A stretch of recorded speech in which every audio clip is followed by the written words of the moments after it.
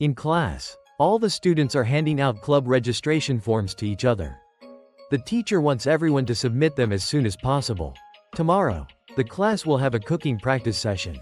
The teacher hopes everyone will prepare everything in advance. The male protagonist's name is Nakamura-kun.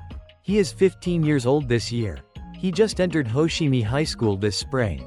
Right now, he is deeply in love with someone. And that person is a classmate. His name is Hirose Aki. A new day begins. The first time Nakamura saw Hirose was at the entrance ceremony. Everyone got to know each other after entering high school. The principal welcomed all the new students. Nakamura felt sleepy. At that moment, he noticed a head of slightly wavy chestnut brown hair. Big round eyes shining with innocence. Tanned skin. Expressions that changed every moment. And more than anything, he had a wonderful smile. Nakamura was struck by love at that very moment. It was also the first shocking experience of his life. Nakamura fell in love at first sight. And just like that, a month passed. Even though Nakamura and Hirose are in the same class, they are still not friends. They have never even spoken a single word to each other. Since the first day, Nakamura has been waiting for a chance to talk to him. But he still doesn't dare to look Hirose in the eyes. Nakamura can no longer endure his feelings. He decides that today he must talk to Hirose no matter what. The school day ends. Hirose cannot go home yet because he forgot to submit his homework. Nakamura thinks his chance has finally come. So he goes up to talk to Hirose. He invites Hirose to go to a fancy cafe together. Hirose immediately agrees. But in reality, Nakamura was just imagining all of that. Nakamura is still determined to talk to Hirose. Because he has practiced this for a long time. It is finally time to do it. Hirose drops his eraser. Nakamura doesn't know how to handle the situation. Hirose picks it up himself. Nakamura realizes his chance to approach through the eraser is gone. He continues to move toward Hirose. But as soon as he gets close, Hirose turns and walks away. Nakamura is disappointed in himself for losing to even a cat. Hirose's two friends are urging him to hurry up. Nakamura feels that if he doesn't act, the chance will slip away. He approaches Hirose again, trying to stay calm and act normal. Hirose has already finished his homework. He notices Nakamura standing behind him. Nakamura gets flustered and immediately runs away. He admits that he just can't do it. Every time he sees Hirose's face, his mind goes completely blank. This is also the first time they look into each other's eyes. Nakamura admits that Hirose is incredibly cute. It seems like he has to give up today. Suddenly, Hirose drops something again. This time, it's a handkerchief. Nakamura once again imagines talking to Hirose by picking it up. In his imagination, he is always very confident. He sees this as a heaven-sent chance to start a relationship. This is the best idea he has come up with. He immediately goes to pick up the handkerchief. But a girl beats him to it. Nakamura decides he must be faster. But he rushes too quickly and steps on the handkerchief. Hirose and the girl are both stunned. Nakamura picks up the handkerchief. He returns it to Hirose with a very creepy expression. The girl doesn't understand why Nakamura stepped on it. In the evening, Nakamura returns home. He runs straight to his room and shouts loudly. He thinks everything has gone terribly wrong. He is sure Hirose will hate him. Nakamura can only talk to Ishin. He feels things would be fine if they were just normal. But he couldn't even manage to talk to Hirose. He thinks he will never be able to be friends with him. Nakamura realizes it's too early to give up. Because his high school life has just begun. He is determined to become friends with Hirose. His younger sister enters the room and scolds him for being too noisy. The next day is the cooking practice class. Today, all students will make cucumber salad, miso soup, and grilled fish. Nakamura is trying to get information about Hirose. Because no one in class can find him. After a while, Hirose finally arrives. His group members complain because he is late. The reason is that he went home to get his apron. As soon as Nakamura sees Hirose wearing an apron, he can't handle it. He admits that Hirose looks incredibly cute in it. He feels deeply moved just seeing that scene. Nakamura starts imagining again, waking up in the morning with Hirose greeting him good morning. Hirose has already prepared coffee and breakfast. Nakamura even wants to eat Hirose first. Nakamura snaps out of his fantasy after getting punched. He never expected the apron would drag him into a dreamlike world. Nakamura is still determined to talk to Hirose during today's cooking class. Even with that determination, he keeps getting flustered in front of Hirose in every situation.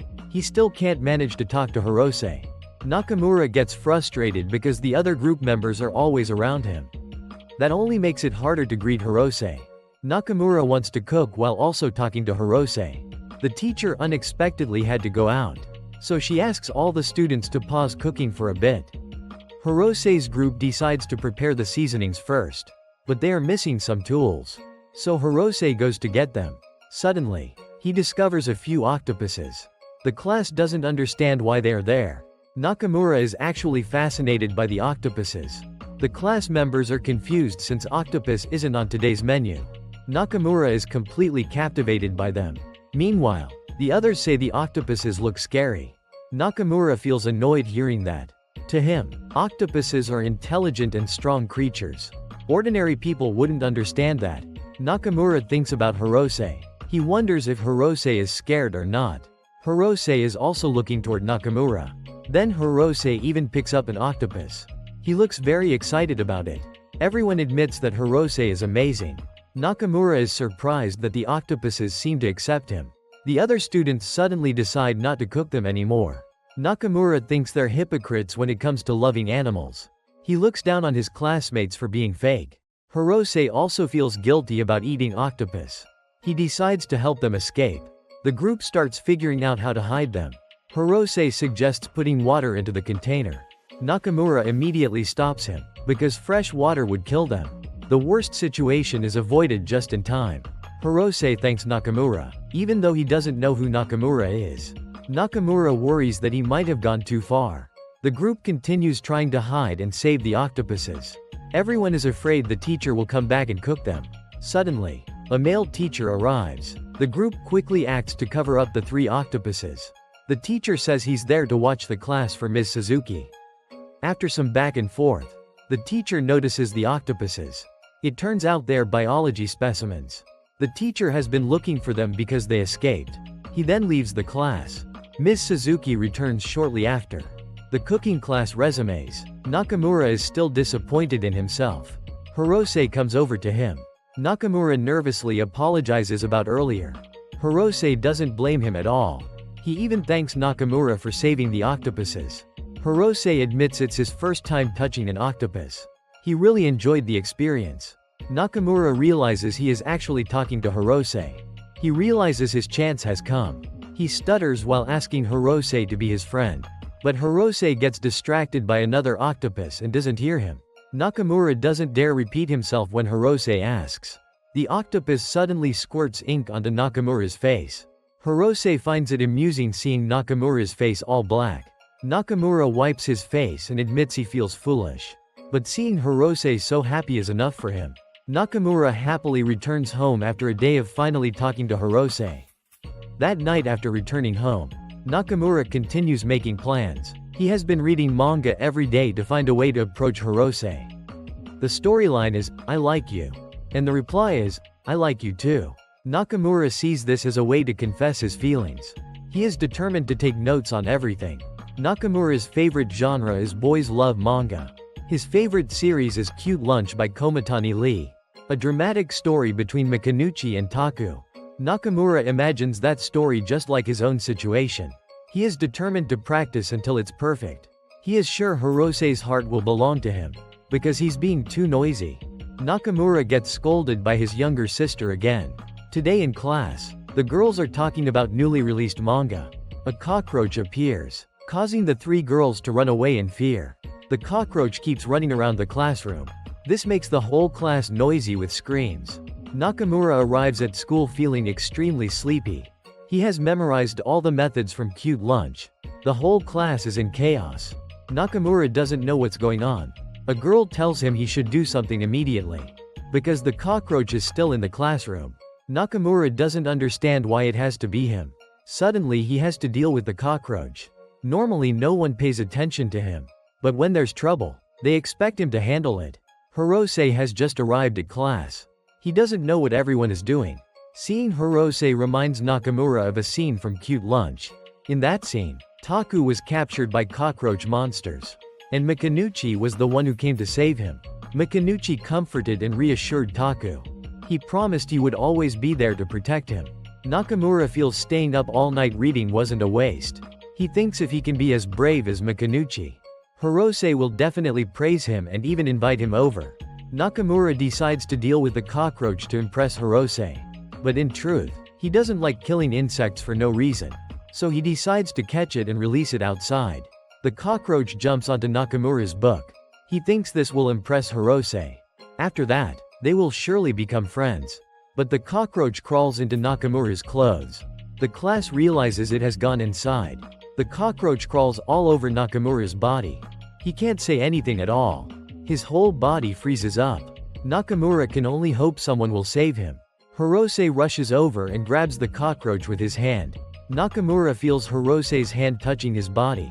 After a tense struggle, Hirose successfully pulls the cockroach out. Everyone praises Hirose for being amazing. Hirose throws the cockroach out the window. It seems almost cheerful as it leaves. Hirose tells the class he deals with cockroaches at home every day.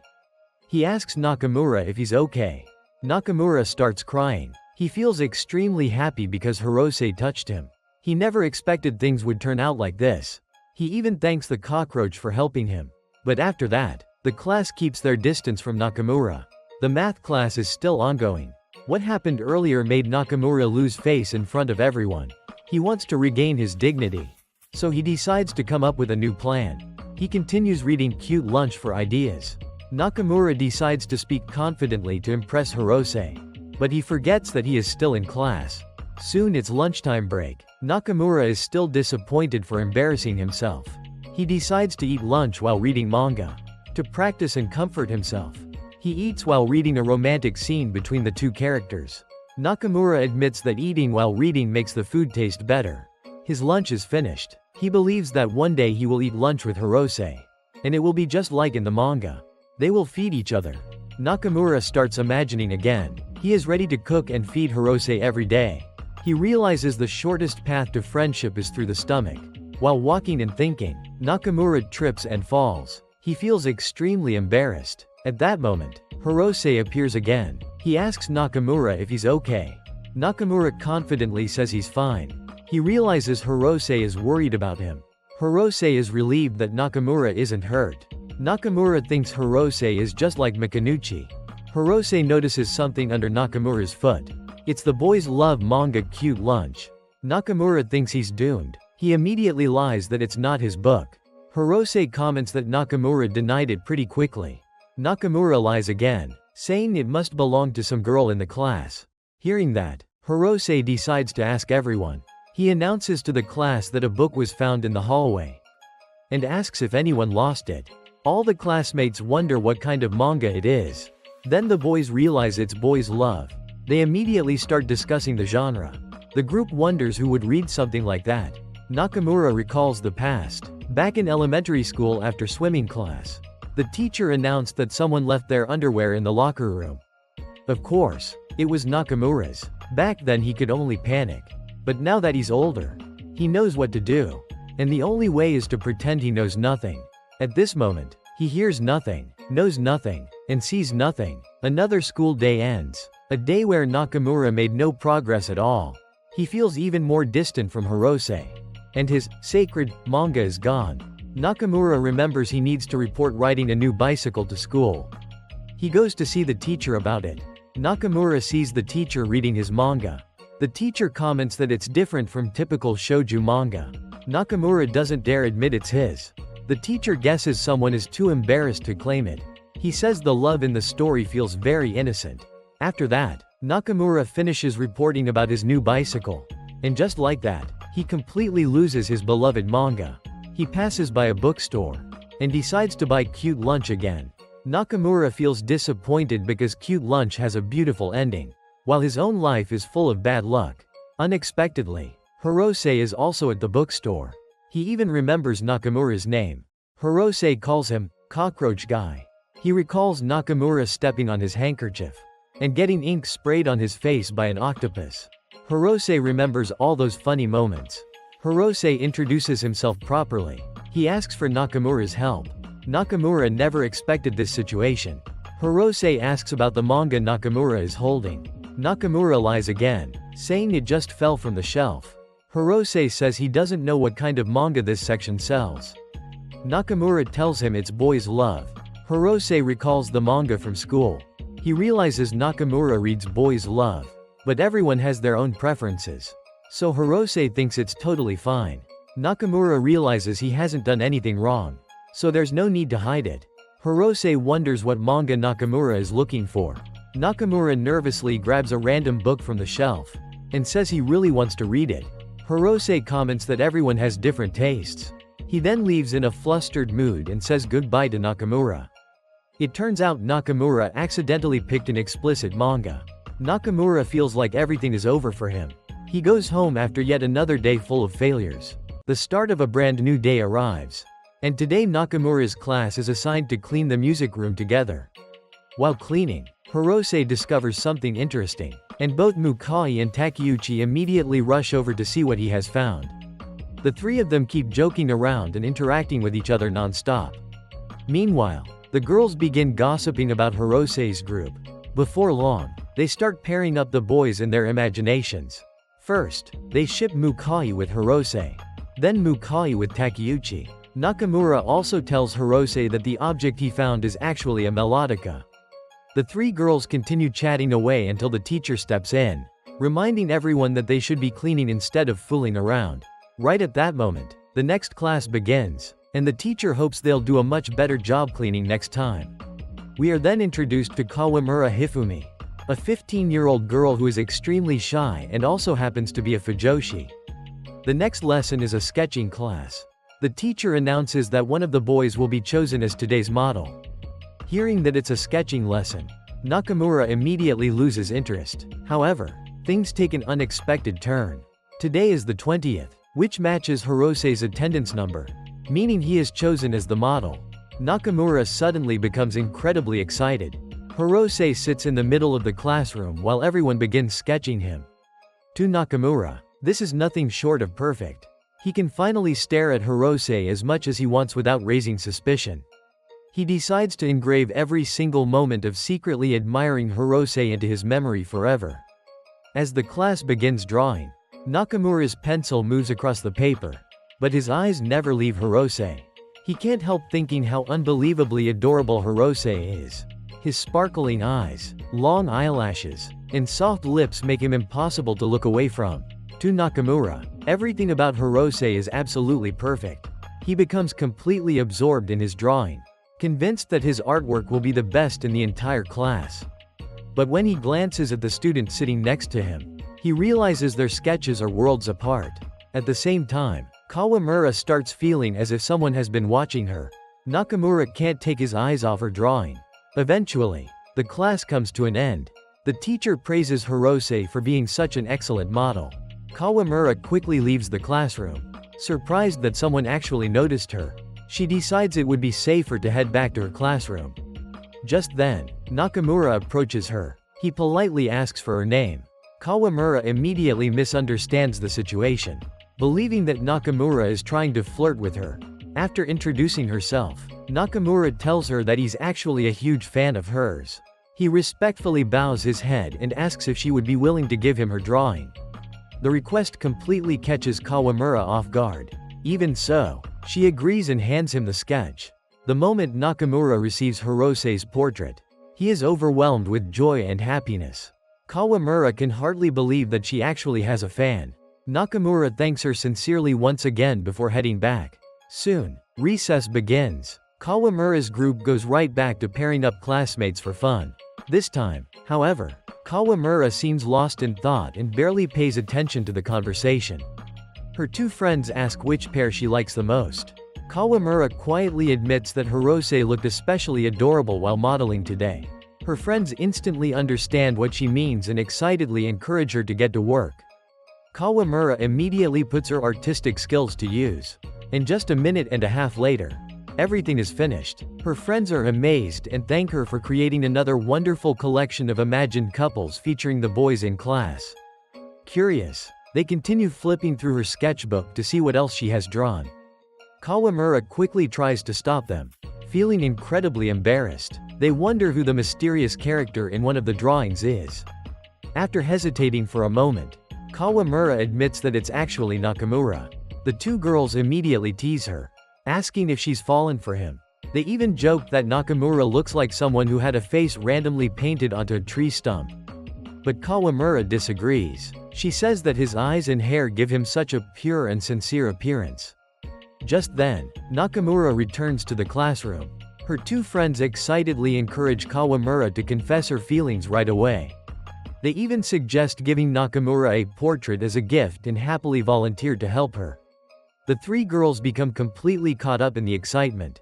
Then disaster strikes. Kawamura's sketchbook accidentally falls onto the floor, landing right in front of Nakamura. He picks it up and ends up seeing everything inside. What shocks him the most is a drawing of Hirose standing beside someone else. After looking through the sketchbook, Nakamura quietly returns to his seat without saying a single word. Kawamura is convinced everything has gone horribly wrong. She's certain that Nakamura must hate her now. Her two friends can do nothing but apologize. Then, to her surprise, Nakamura walks over once again and calmly asks, "Kawamura, are you free right now?" Nakamura then hands Kawamura his diary and asks her to draw a scene of him and Hirose happily spending time together. Kawamura and her two friends are completely stunned by the request. The story then moves on to PE class. Kawamura has already finished her drawing in Nakamura's diary, featuring him and Hirose together. As soon as Nakamura opens it, tears begin streaming down his face. To his surprise, Kawamura didn't just draw a single illustration, she created an entire manga. Nakamura immediately declares himself her biggest fan, sincerely thanks her, says goodbye, and promises they'll meet again. Hearing him mention, next time, makes Kawamura realize she finally has a reason to talk to him again in the future. PE class officially begins. Today, Mr. Niu is substituting for Mr. Shimada. He decides that the boys will switch from badminton to volleyball, while the girls continue practicing badminton. Kawamura's two friends can't resist teasing her, saying she'll get another chance to watch Nakamura during class. Mr. Niu is an extremely strict teacher, so all of the boys are expected to give it their best. Eventually, it's Nakamura's turn. Kawamura's group immediately focuses all of their attention on him.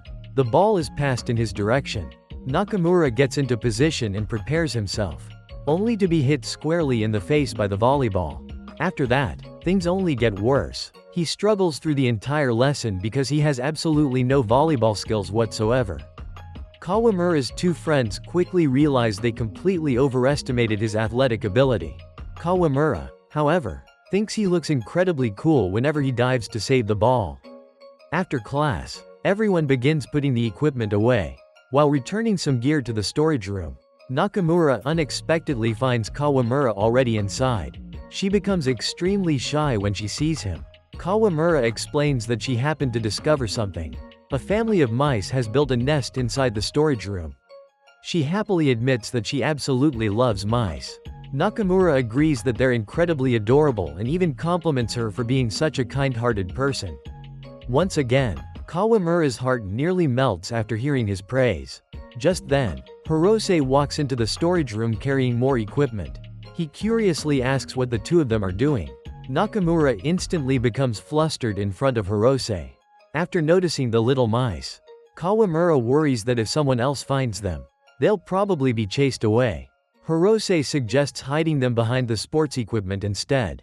The three of them happily work together, although each of them completely misunderstands what the others are thinking. Then, without warning, the storage room door suddenly slams shut. No matter how hard they try, it won't open from the inside. Even worse, everyone else has already gone home. With no other choice, the three decide to wait for someone to rescue them. To pass the time, they sit down and start chatting. They begin by talking about their favorite foods. 10 minutes pass, then 20 minutes. Eventually, an entire hour goes by, yet nobody comes to open the door. The storage room becomes unbearably hot. Both Kawamura and Nakamura feel incredibly awkward because they're trapped beside the person they secretly like. Deep down, both of them quietly wish they could stay there together all night. Meanwhile, Hirose starts feeling bored and exhausted. He suggests that the three of them play a game. Kawamura proposes a word chain game and starts the first round. When it's Hirose's turn, he suddenly asks whether either of them has a crush on someone. Both Nakamura and Kawamura immediately deny it over and over again. Hirose casually says that he doesn't have one either. And so, the three of them remain inside the storage room until nightfall. After drifting off to sleep, Nakamura wakes up to find Hirose sleeping peacefully beside him. He turns toward Kawamura to start a conversation, only to realize that she has fallen asleep as well. Faced with the situation, Nakamura can't help feeling conflicted. He slowly leans closer to Hirose. A faint, pleasant scent reaches his nose. Nakamura quietly continues gazing at Hirose, feeling happier than ever. Just then, someone finally unlocks the door. Mr. Otojiri and Mr. Niu have come to rescue them. The three students are finally free. Afterward, Mr. Niu sincerely apologizes, admitting that he was far too careless as their teacher. Mr. Otojiri then drives all three of them home. During the ride, Mr. Niu notices that Nakamura had been secretly smelling Hirose without permission. Nakamura is completely flustered after being caught. Fortunately, the three of them continue heading home together. And Nakamura is relieved that Hirose never realizes what really happened. Meanwhile, Kawamura secretly finds herself leaning against Nakamura's shoulder. She pretends not to notice so she can stay that way a little longer. She also notices the sparkle in Nakamura's eyes, only to realize that he's actually looking at Hirose. Nakamura then turns to Kawamura and kindly asks if she's doing alright. He's genuinely relieved to know that she wasn't hurt. Kawamura can't help thinking what an incredibly kind person he is. A dreamlike story appears once again. This time, Hirose wants to become Nakamura's closest friend. Nakamura wonders if that could really happen. Hirose accepts everything without hesitation. He is willing to sacrifice everything for Nakamura. The two of them are incredibly happy together. From that moment on, they can finally become each other's best friends. That is the story Kawamura drew for them. Nakamura is deeply moved after finishing the story. He reads it over and over again without ever getting bored. His younger sister Kana walks in and scolds him for being so absorbed in reading that he forgot to come downstairs for breakfast. After that, Nakamura heads to school. Lately, he feels like his little sister doesn't respect him anymore. She constantly calls him an idiot and a fool. On the way, he notices two male classmates chatting together. One of them asks about the homework assignment. The other admits that he completely forgot to do it, so he borrows his friend's homework. In return, he promises to buy him a drink later. Nakamura can't help feeling jealous of how close they are. Before long, he imagines himself in Hirose's place. He remembers the adorable lunchtime comic once again. In the story, the two of them often hang out together and even stay overnight at each other's houses. Nakamura starts imagining himself spending the night with Hirose. The thought alone fills him with excitement. He firmly believes Kawamura's manga will one day become reality instead of remaining a dream. Just then, Hirose suddenly appears. Nakamura immediately becomes shy when he sees him. Hirose asks Nakamura about riding a bicycle to school. He learns that Nakamura rides because his home is all the way in Dangogoka. Nakamura never expected Hirose to start a conversation with him on his own. A bespectacled student also mentions that Dangogoka is famous for its many candy shops.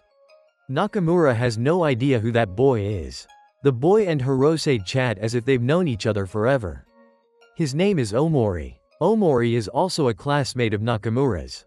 This is the first time Nakamura has ever spoken with him. Nakamura is surprised to learn that Hirose and Omori go to school together every day.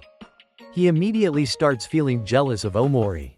Then he discovers that their houses are very close to each other as well. Nakamura continues investigating to see if they attended the same middle school.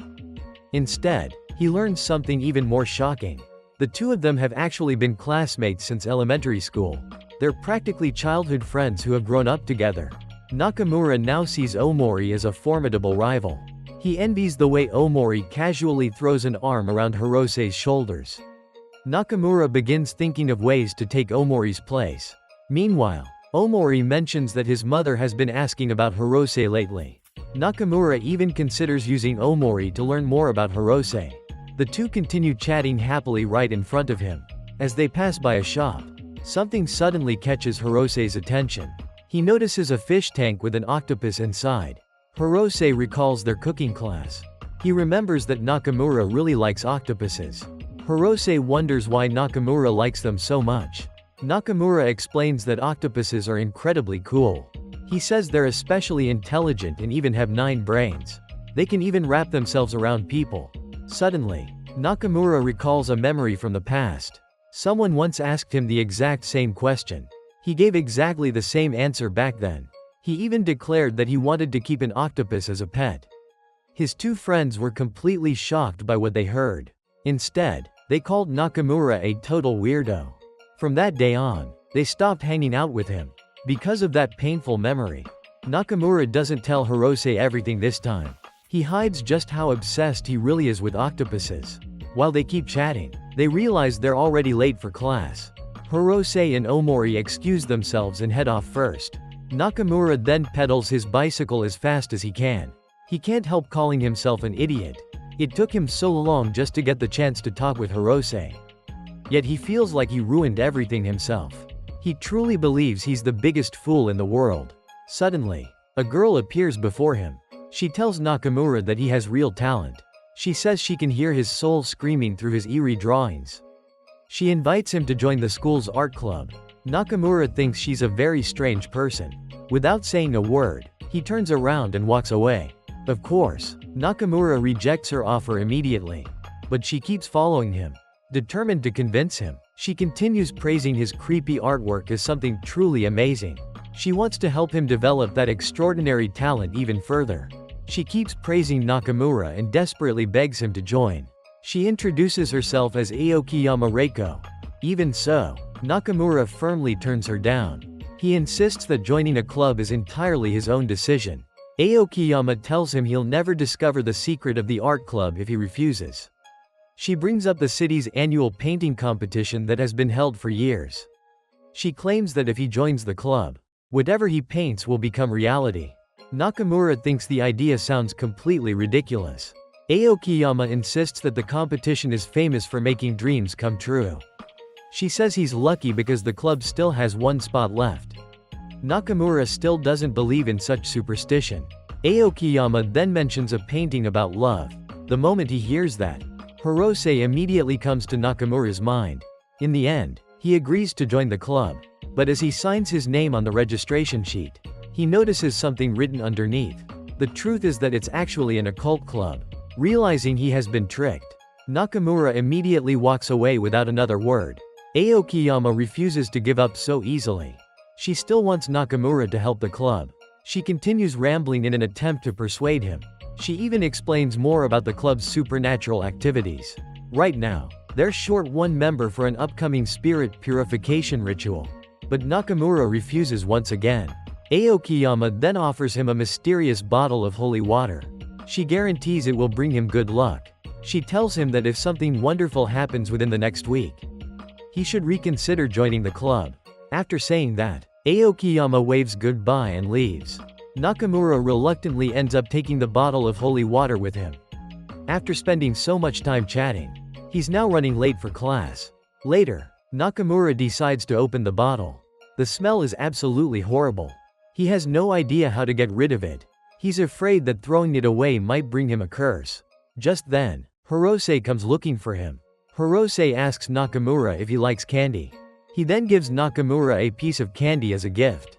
Hirose apologizes for leaving him behind earlier that morning. After that, Hirose excuses himself and leaves. Nakamura can't believe Hirose actually gave him a present. To him, it's a priceless treasure he'll cherish for the rest of his life. He stares at the bottle of holy water. Could it really have started working? Even more surprisingly, Hirose sits next to Nakamura during the next class. During PE, Hirose comes over and starts another conversation with him. Nakamura keeps running into Hirose everywhere he goes. Today, they've crossed paths more times than ever before. Nakamura still can't believe the holy water actually works. Maybe everything is nothing more than a coincidence. He never expected some kind of miracle would let the 2 of them walk home together like best friends. Then, to his complete surprise, Hirose invites him to walk home together. Of course, Nakamura agrees immediately. Hirose explains that he has to deliver some homework to Sato's house. since he'll be passing through Dangogoka anyway. He asks Nakamura to help guide the way. Together, they successfully deliver the homework to Sato. Nakamura couldn't be happier. Afterward, the two continue walking home side by side. Hirose sincerely thanks Nakamura for helping him. Nakamura still can't believe he's actually walking home with Hirose. He can't help wondering if the lucky holy water is really responsible for all of this. Hirose asks Nakamura about his family. He's fascinated to learn that Nakamura has a younger sister. Hirose says his own older sister can be a real pain sometimes. Nakamura laughs and says having a younger sister isn't easy either. He tells Hirose all about how Kana constantly annoys him. Hirose enjoys listening to every story. He admits that he always thought Nakamura was a quiet person, but now he no longer feels nervous about talking to him. The two happily continue chatting about their families. Nakamura wishes time could stop forever. Eventually, it's time for them to part ways. They promise to see each other again tomorrow. Nakamura is overwhelmed with happiness because of everything that happened today. He still doesn't know whether it was the holy water's power or not. But he vows to treasure today's memories for the rest of his life. Suddenly, he hears someone shouting from the direction Hirose went. Nakamura immediately fears that Hirose might be in danger. Sure enough, Hirose has been confronted by a group of delinquents. Nakamura rushes over and witnesses the scene.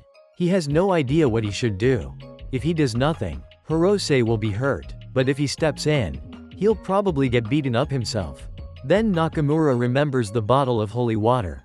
He decides to use it. By now, the delinquents have grabbed Hirose by the collar. They even comment on how cute his face is. They say they want to take him back so their bosses can have some fun with him. Surrounded by those creepy perverts, Hirose cries out for help. Nakamura rides his bicycle straight toward Hirose as fast as he can. But unexpectedly, he falls into a construction pit for sewer repairs. The three delinquents clearly hear someone approaching, yet they can't see anyone. They continue insisting that Hirose become a model for their club. Nakamura finally climbs out of the pit, covered from head to toe in mud. He looks absolutely terrifying. The three delinquents are instantly horrified. Believing they've encountered a zombie in a school uniform, they flee in panic. Hirose, however, bursts into laughter when he sees Nakamura's appearance. He kindly offers Nakamura his handkerchief. Hirose tells him that he looked incredibly cool. He sincerely thanks Nakamura for saving him. Thinking Nakamura is bleeding, Hirose becomes concerned. Nakamura explains that it's just some strange liquid a friend gave him.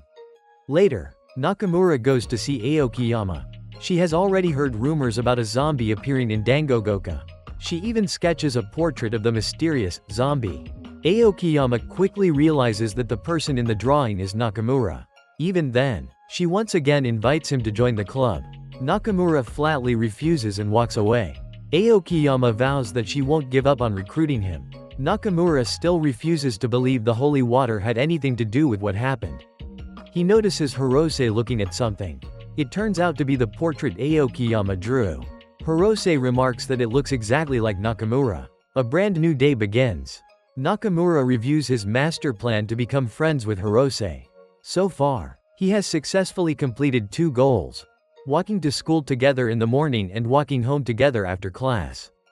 To Nakamura, it feels nothing short of a miracle. He decides it's time to move on to his next objectives. Although he has set countless goals, most of them still seem far out of reach. Then he remembers Hirose calling him cool. Maybe they're already getting close to becoming friends. This time, Nakamura is convinced everything will work out. Suddenly, someone appears with an arm draped around Hirose's shoulders while cheerfully greeting everyone. The two of them seem incredibly close. Nakamura watches them laughing and chatting together. They casually keep touching each other as they talk. The longer Nakamura watches, the more irritated he becomes. He never imagined things would turn out like this. Soon, lunchtime arrives. Hirose and Takeuchi happily eat lunch together. Takeuchi even asks Hirose to feed him. During reading time, the two of them even sit on each other playfully. Once again, Nakamura witnesses the entire scene. He begins secretly following them around. Unfortunately, he's so bad at hiding that anyone could easily notice him. Then, to make matters even worse, Hirose and Takeuchi start holding hands. Nakamura nearly loses his mind after seeing that. At that moment, he sees Takeuchi as nothing but a complete jerk. He can't understand why he has to watch something so painful. Nakamura decides that Takeuchi has to pay for this. Everything Nakamura has always dreamed of doing with Hirose. Takeuchi has already done it all first. There's no way Nakamura can forgive him. He swears that Takeuchi will pay the price. Just wait, you won't get away with this, Nakamura declares. Meanwhile, Cupid seems to have completely abandoned him. Even after that, Nakamura continues monitoring Takeuchi's every move. As expected, Hirose and Takeuchi remain inseparable. This time, Takeuchi wants to carry Hirose in his arms. And without hesitation, he actually does it. The girls in the classroom have no idea what those two are doing. Nakamura is once again driven crazy by the sight. He immediately interferes by slamming the chalkboard eraser, sending chalk dust everywhere. Takeuchi is furious about the interruption. Not long afterward, Hirose and Takeuchi try holding hands again. Nakamura immediately jumps in between them. Once again, he successfully ruins the moment. Then comes lunchtime once more. Nakamura launches another sabotage attempt. This time, he pretends to trip. The accident sends milk splashing all over Takeuchi's face. Takeuchi is convinced Nakamura did it on purpose. Nakamura secretly celebrates, believing he's finally made Takeuchi pay. He confidently assumes Takeuchi will stay away from Hirose from now on. But in reality, nothing changes at all. The two continue listening to music together and spending time side by side. Nakamura can't understand why none of his plans are working. Then he starts wondering if Hirose simply treats all of his friends this way. If that's true, then maybe one day Nakamura will get the same treatment after becoming Hirose's friend. He imagines the two of them walking home together beneath the rain. In his fantasy, they sit closely together while sharing the same music. Nakamura sees this as the perfect opportunity. A classmate walks over to Hirose and Takeuchi. He jokingly asks if the two of them are dating. After all, they've been glued to each other all day long. Nakamura's angry expression is impossible to hide. The three of them suddenly turn their attention toward him. Nakamura can't understand why they're all staring back at him. He even suspects they're deliberately trying to provoke him. In reality, Takeuchi is only trying to get Yuka's attention. It's all part of his master plan. Hirose doubts that the strategy will actually work. Takeuchi explains that he heard Yuka loves watching boys act affectionate toward each other. He also admits that Yuka is exactly his type. Their classmate is surprised that Hirose is willing to help Takeuchi with such a plan. He insists there's no way this strategy will succeed. Hirose agrees with him, but Takeuchi remains completely confident. Just then, Yuka looks over in their direction. She comments that those two have been inseparable lately. Hirose admits he doesn't want to keep doing this forever. Takeuchi desperately begs Hirose to keep helping him until Yuka finally talks to him herself. He pleads with Hirose over and over again. Hirose still has one question on his mind. Even if Takeuchi succeeds in getting Yuka's attention, there's no guarantee she'll return his feelings. Takeuchi realizes Hirose has a point. Maybe he's been wasting all his time. It seems all of his efforts have been for nothing. Hirose comforts and encourages his friend. Nakamura has been watching the whole time, and he's finally had enough. To him, the two of them are simply far too close. After talking it over, Hirose and Takeuchi reach an agreement. Meanwhile, Nakamura is furious. Takeuchi suddenly stands up and walks toward Nakamura. But in reality, he's heading for Yuka instead. He finally confesses that he's liked her for a long time. Then he asks her to go out with him. To everyone's surprise, Yuka accepts immediately. Takeuchi is stunned that she agreed so quickly. However, Yuka has one condition. She tells him he has to keep acting even more affectionate with other boys. Overjoyed by his success, Takeuchi happily accepts the condition. Once again, he counts on Hirose to continue helping him. At last, Nakamura finally learns the truth behind everything. The next day begins. Even though Hirose and Takeuchi aren't actually a couple, Nakamura still can't ignore them. As he looks around the classroom, something immediately feels different. Every student has dyed their hair back to black. Nakamura soon remembers that this week is the school's appearance inspection. The teachers will be enforcing the rules more strictly than ever. Just recently, someone got into serious trouble over nothing more than a loose shirt button. Anyone caught breaking the rules could end up cleaning bathrooms or even drainage ditches for an entire month. Nakamura feels completely confident because he always follows the school regulations. He notices that Hirose still hasn't arrived. Mr. Otojiri enters the classroom and begins the lesson. He also notices that everyone has returned their hair to its natural color. Hirose and Omori are still absent. The reason soon becomes clear. Hirose has been stopped because of his unusually bright hair color. The disciplinary teacher refuses to believe that it's his natural hair. She carefully examines one of his hairs. Dyed hair usually has uneven coloring, making it easy to identify. Even so, she insists Hirose must have dyed it long ago. Hirose calmly insists that his hair is completely natural and asks her not to make such a big issue out of it. The disciplinary staff become furious at his response. They believe Hirose is talking back to a teacher. They decide he needs to be taught a lesson. The teacher orders Hirose to dye his hair black before tomorrow. Hirose once again insists that his hair color is natural. He even asks whether foreign students would also be forced to dye their hair black. That's when Mr. Yamagiwa steps in. He has already prepared a pair of electric clippers. As punishment for talking back, Hirose is about to have his head shaved completely. Omori immediately realizes that his friend is in serious danger. The disciplinary teacher gives Hirose one final chance to apologize.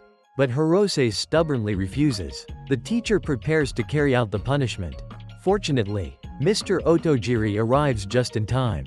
He asks what problem his student has caused. The disciplinary teacher explains that she's teaching Hirose a lesson for disrespecting a teacher.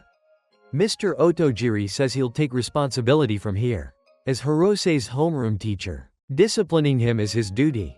The rest of the class anxiously wonders if Hirose will be okay. Moments later, loud shouting can be heard from outside. Mr. Otojiri appears to be fiercely scolding Hirose. Hirose repeatedly apologizes. Everyone listening from outside is terrified. Even the disciplinary teacher thinks that's enough and asks Mr. Otojiri to stop. A little later, Mr. Otojiri and Hirose return together. They both thank the disciplinary teacher for letting the matter go. After that, everyone heads back into the classroom. Omori is still worried about Hirose. But the truth is that everything was just an act. Mr. Otojiri and Hirose staged the entire performance to fool the disciplinary teacher. Nakamura is completely shocked by the revelation. Everyone agrees that their homeroom teacher is absolutely amazing. Hirose even says he wants to become a teacher someday.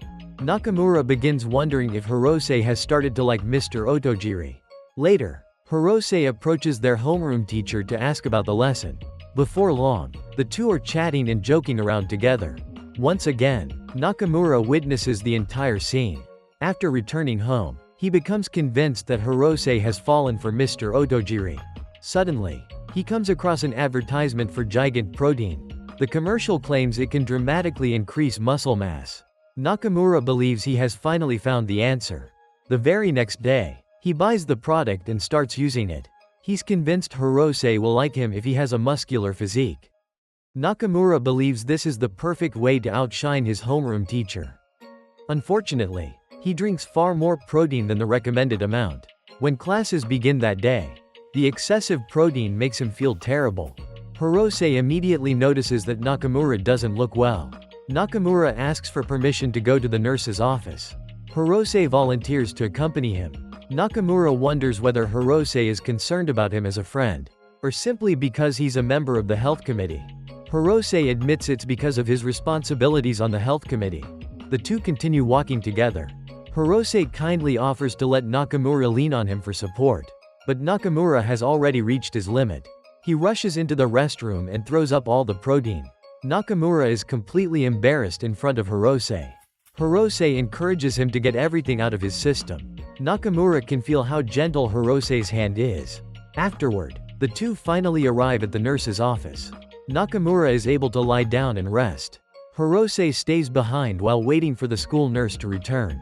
Nakamura is overjoyed that Hirose is taking care of him. He can't believe he couldn't even handle drinking protein powder properly. Eventually, school comes to an end. Mr. Otojiri stops by to check on Nakamura. Hirose explains the entire situation to him. Mr. Otojiri decides to stay with his student as well. He and Hirose continue chatting together. Hirose even asks for Mr. Otojiri's contact information. Mr. Otojiri jokes that if Hirose were a girl, he'd be incredibly adorable. The two exchange contact information. Nakamura immediately assumes they're falling in love. After all, they already seem incredibly close. But after thinking it over, he convinces himself it's simply a normal teacher and student relationship. Suddenly, Mr. Otojiri says he wants some chewing gum. Nakamura's imagination immediately starts running wild again. Hirose quickly offers to help him. Nakamura can't believe what he's seeing. Mr. Otojiri then reminds everyone about the upcoming field trip. Hearing that instantly snaps Nakamura back to reality. He realizes he still has another chance. He's convinced he can turn everything around. Nakamura vows to change his fate during the field trip to Yokohama. That night, Nakamura has another dream. In the dream, Hirose runs straight toward their homeroom teacher. Nakamura begins wondering what he even means to Hirose anymore. Suddenly, a gigantic octopus appears before him. Nakamura immediately recognizes it as Ishin. Ishin tells him that, to Hirose, he's nothing more than a stranger. Every opportunity he's had to get close to Hirose has simply been the result of luck. In Hirose's eyes, Nakamura is no different from anyone else. The dream continues without end. Nakamura suddenly wakes up when Mr. Otojiri calls out to him. The class has finally arrived at their destination. Nakamura realizes it was all just a dream. One by one, the students get off the bus and gather for attendance. Hirose and Mr. Otojiri are still happily chatting together. Watching them only makes Nakamura even more uneasy. He decides that today he has to make his move. Right here, during this field trip, no matter what it takes. Nakamura is determined to become Hirose's friend. Today's educational trip is meant to teach the students about Japan's modern development. But Nakamura can only focus on Hirose. Mr. Otojiri allows everyone to split up and explore freely. He encourages the class to enjoy everything Yokohama has to offer. The students separate into their assigned groups. Nakamura is thrilled to discover that he's been placed in the same group as Hirose. Seeing that Nakamura has nothing to carry, Takeuchi hands him the camera. His job is to take plenty of photos throughout the trip. Nakamura isn't exactly happy about being given that responsibility. However, he quickly starts taking pictures of Hirose instead. He keeps pressing the shutter, capturing every expression and every little gesture Hirose makes. Before long, Nakamura is completely absorbed in photographing Hirose non-stop. Nakamura draws a good luck charm that's supposed to improve his romantic fortune. Unfortunately, the result is nothing like what he hoped for. Meanwhile, Takeuchi goes to see Yuka as soon as he spots her. In the end, Nakamura is the only one having terrible luck. He refuses to believe the charm's prediction. The class continues exploring the many shops throughout the district. Nakamura keeps his eyes fixed on Hirose the entire time. Just as he's about to start a conversation, someone else beats him to it. Nakamura refuses to give up. But no matter how hard he tries, he still can't find another chance to talk to Hirose. The image of the unlucky charm keeps flashing through his mind. Everything seems to prove that he simply can't get close to Hirose. Every opportunity to speak with him slips away. Before long, the class stops by a stuffed animal shop. Nakamura continues using the camera to secretly photograph Hirose. He feels heartbroken because he can't get any closer to him. Eventually, everyone starts getting hungry. Yuka's group decides to have lunch at a nearby restaurant. Hirose and Omori plan to eat somewhere else instead. Hirose even invites Nakamura to come along. But just then, their homeroom teacher suddenly appears. Hirose immediately invites Mr. Otojiri to join them for lunch as well. Soon, the four of them arrive at a restaurant. Hirose wonders why Mr. Otojiri isn't eating with the other teachers. Mr. Otojiri explains that he simply prefers eating lunch alone. Hirose and Mr. Otojiri continue chatting happily throughout the meal. Mr. Otojiri reveals that he became a teacher because he genuinely loves working with children. Before long, lunch comes to an end. Mr. Otojiri even pays for all of his students' meals. The three students sincerely thank him. But after they leave the restaurant, Mr. Otojiri suddenly pulls out a cigarette and lights it. Hirose watches the scene in complete surprise. Mr. Otojiri mistakenly thinks Hirose wants to try smoking. He admits that he also went through a rebellious phase when he was younger.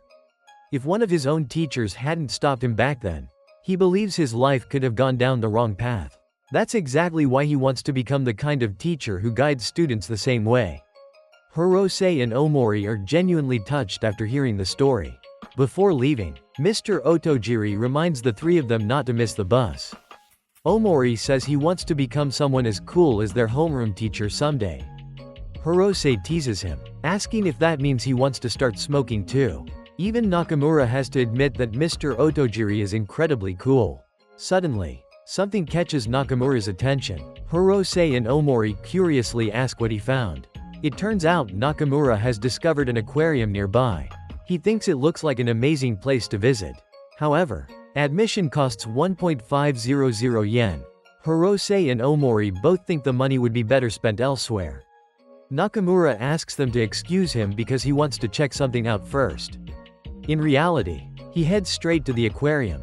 He carefully observes all the different fish on display. He enthusiastically explores every exhibit in great detail. Then his eyes light up when he spots an octopus. Nakamura can't help saying how adorable it is. He also recalls how incredibly cool Mr. Otojiri looked earlier. No wonder Hirose admires him so much. Meanwhile, Nakamura feels as though he's made no progress at all. He wishes Hirose were there with him. Nakamura quietly calls himself an idiot. Suddenly, Hirose appears beside him. Hirose immediately realizes Nakamura really does love octopuses. He tells Nakamura that he should be more honest about what he likes. After all, the last time he claimed he didn't like octopuses that much. Hirose smiles and says he thinks octopuses are adorable too. Nakamura looks around and wonders where Omori went. Hirose explains that Omori went to buy some souvenirs. Hirose also comments that it's pretty rare to find an aquarium like this. The two continue chatting about octopuses. Nakamura enthusiastically shares all kinds of fascinating facts about them. But then he admits that other people usually think he's weird because of it. Hirose immediately disagrees. He says it's no different from people loving dogs or cats. He tells Nakamura not to let other people's opinions bother him. Being honest with yourself is always the best choice. Hirose suggests continuing their tour of the aquarium. He suddenly notices a tank full of garden eels. Nakamura doesn't even know how to respond anymore. Hirose casually mentions that he really loves crabs as well. At that moment, Nakamura realizes just how much he loves Hirose. He finally understands that he's completely fallen for him. Nakamura slowly walks over to Hirose once again. Deep inside, he's happy to have realized his true feelings. Hirose smiles and admits that it's been a long time since he last visited an aquarium. Hirose admits that he's having a wonderful time. He says this is the perfect place to reflect on life, or simply relax while watching the water without a single worry. Hirose confesses that he actually feels relieved not to be with Takeuchi right now. Nakamura is surprised to hear that. Hirose admits that sometimes he prefers being alone. Takeuchi is always joking around too much or talking about girls. Hirose feels like he just can't keep up with him anymore. He thinks he should honestly tell Takeuchi that he doesn't enjoy it. Hirose apologizes for venting to Nakamura. He says Nakamura is the first person he's ever opened up to about this. Nakamura is genuinely surprised by the confession. Hirose suggests they continue exploring together. Nakamura gladly agrees to follow Hirose anywhere. Hirose decides to take a walk around the area. The two spend the afternoon visiting all kinds of places together. As they spend more time together, they share many heartfelt conversations. Together, they enjoy the cool breeze blowing along the riverside. Suddenly, Hirose reaches over and touches Nakamura's hair. He says Nakamura would look even cooler with shorter bangs. Hearing that, Nakamura immediately decides to get a haircut. At that moment, he feels like he's living in a dream. He's happier than ever to be by Hirose's side. Nakamura wishes this moment could last forever. Just then, Takeuchi arrives with Yuka and the rest of the group. He tells everyone they're about to take the ferry. Takeuchi invites Hirose to join them. However, Hirose politely declines. Takeuchi explains that they need one more person to qualify for the group discount. Hirose apologizes to Nakamura. He tells Nakamura they'll see each other again later. Hirose also tells him to keep taking pictures if he wants. Nakamura thinks this is where everything comes to an end. He believes he did everything he could. Maybe he was only missing a little bit of luck. Suddenly, Nakamura runs over and grabs Hirosei's hand. He doesn't want Hirosei to leave. More importantly, he doesn't want Hirosei to force himself into doing something he doesn't want. Flustered, Nakamura says he's simply following Hirosei's own advice, that honesty is always the best policy. Hearing those words, Hirosei decides not to go after all. Once again, the two get to spend time together. This time, they sit in a park, enjoying drinks while chatting. Hirosei sincerely thanks Nakamura for today. Nakamura says he has something he wants to give Hirosei. Inside the gift is a crab-shaped keychain. Hirosei immediately realizes Nakamura bought it especially for him. Nervously, Nakamura admits that he really wants to be Hirosei's friend. He hopes Hirosei will accept his friendship. Nakamura anxiously waits for Hirosei's answer. Just then, their homeroom teacher suddenly appears.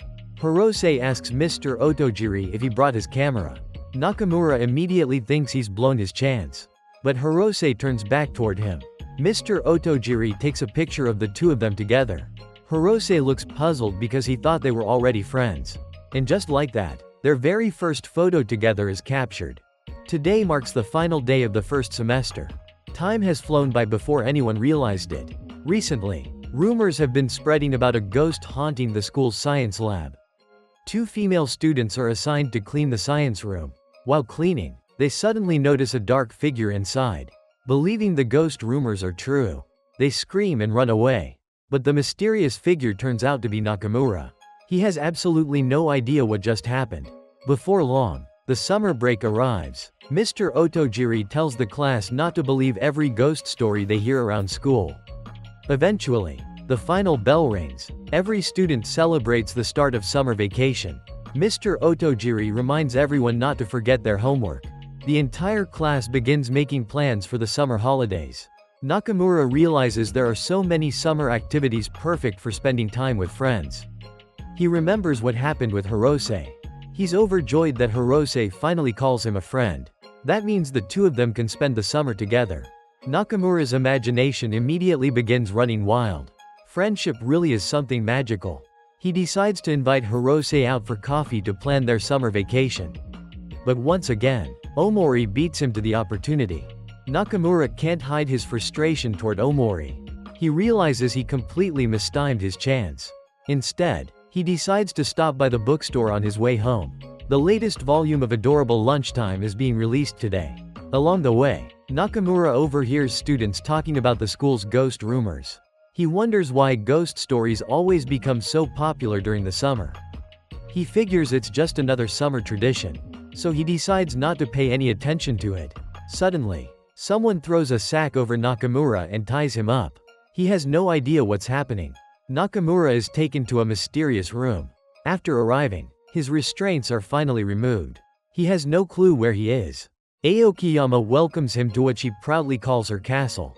Nakamura immediately recognizes her. She cheerfully greets the zombie in a school uniform. Nakamura still sees her as the leader of some bizarre cult.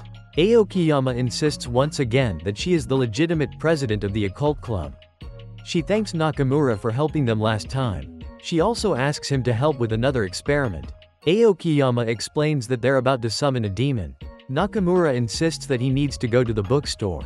But Aokiyama says the dark ritual requires someone exactly like him. That's why she needs him to serve as the sacrifice. Left with no choice, Nakamura reluctantly accepts the role. Aokiyama begins chanting the summoning spell.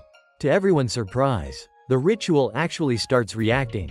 Meanwhile, Nakamura still has only one thing on his mind: getting to the bookstore. Suddenly, someone arrives. His name is Tamura. He is the president of the Drama and Media Club. He's currently searching for ideas for the school's summer student film competition. The movie he wants to make is based on the 7 school mysteries. That's why he's gathering research here. Aokiyama also knows that the Drama and Media Club is on the verge of being disbanded. Of course, Tamura knows the occult club is facing the exact same problem. He's determined to save his club before it's too late. Tamura compliments how professionally everything has been prepared. Aokiyama immediately tells him not to interrupt the ritual. Tamura casually points out that the LED lights were probably bought from a 100 yen shop. He even criticizes their poor quality. Then he suddenly notices Nakamura. Without hesitation, Tamura invites Nakamura to star in his movie. He says Nakamura's gloomy aura perfectly matches the character he has in mind. Before Nakamura can even refuse, Tamura has already decided the role is his. Aokiyama immediately objects. The two begin arguing over which club gets to keep Nakamura. Meanwhile, Nakamura still just wants to go to the bookstore. Omori suddenly arrives. He has successfully recruited plenty of actors for Tamura's film. Everyone has agreed to participate. Hirose is among them. Hirose is surprised because he thought Nakamura was already part of the cast. Omori explains that the next scene needs more extras, so he invited everyone to help. Right now, they're still missing someone to play the ghost. Tamura immediately decides that Nakamura is perfect for the role. He stares at Nakamura with overwhelming excitement. Aokiyama continues arguing with him. Hirose is amazed to learn that Nakamura has been chosen as the star. He looks at Nakamura with genuine admiration. Inspired by Hirose's reaction, Nakamura decides to join the movie. He silently apologizes to Adorable Lunchtime. He promises himself he'll buy the new volume tomorrow instead. Soon afterward, everyone heads to the filming location. Aokiyama follows along to see how good Tamura's horror movie really is. She continues teasing and criticizing him the whole time. Omori tries to get the two of them to stop arguing. Hirose asks what the movie is actually about. Tamura happily explains the story. It's about a group of students who sneak into the school at night to test their courage. At some point, a real ghost secretly infiltrates the group. Tamura says the film will be shot in a mockumentary style. His explanation only leaves everyone even more confused. Before long, filming finally begins. Without asking for permission, Tamura leads the entire group into the school at night. Some students are terrified, while others are excited. Hirose becomes curious about the locations featured in the school's ghost stories. This time, Aokiyama steps in to explain. After all, she's the person who knows those legends best. The first haunted location is the principal's office. Omori and Tamura begin setting up the props. Everyone eagerly gets into position. Suddenly, a strange sound echoes through the hallway. No one knows where it's coming from. Then a mysterious shadow appears. Everyone immediately believes it's a real ghost. The entire group panics and runs away. Only Omori is left behind. He's completely bewildered. The shadow slowly approaches him. Takeuchi thinks he's successfully led Yuka to safety. But when he turns around, he realizes it's not Yuka at all. Everything had gone according to his own plan, until now. Frustrated, he realizes nothing is turning out the way he wanted. The mysterious shadow appears once again. This time, Takeuchi and another student are captured. Meanwhile, Yuka's group hides inside the restroom. The rest of the students have disappeared without a trace. Ironically, this is another location featured in the movie's ghost story. Aokiyama suddenly appears out of nowhere. She explains the ritual for summoning Hanako. To everyone's surprise, Yuka actually decides to try it. The rest of the group is terrified. Suddenly, the mysterious shadow appears once again. One by one, they are captured as well. Meanwhile, Nakamura stays with Hirose. The two of them have become separated from everyone else. Nakamura suddenly realizes he's finally alone with Hirose. The two of them stop in front of the science laboratory. It's the very room rumored to be haunted. Nakamura steps inside without hesitation. The laboratory is filled with creepy-looking equipment and eerie decorations. Hirose says he's heard countless ghost stories about this place. But Nakamura knows they're nothing more than rumors. Even so, Nakamura teases Hirose with a few scary comments. Hirose immediately gets frightened. The two decide to continue searching for everyone else. As they walk, they keep chatting together. Nakamura confidently says he's not afraid of anything. Hirose lies and claims he's not scared either. Nakamura offers to walk in front. He realizes he was right all along. Hirose is incredibly timid. Hirose grabs onto the back of Nakamura's belt. He says it's too dark to see where he's going. And just like that, the two stay close to each other. Nakamura is absolutely thrilled to have Hirose standing so close. He secretly wishes Hirose would hug him too. Even a gentle breeze is enough to make Hirose jump in fear. Nakamura's stomach starts hurting from how overwhelmed he is. Despite loving every second of it, he wonders if he should try holding Hirose's hand. But then he thinks they've only just become friends, so it would be inappropriate. Nakamura feels like he's reached his emotional limit. Suddenly, Tamura appears and yells, "Cut!" It turns out he's been filming the two of them the whole time.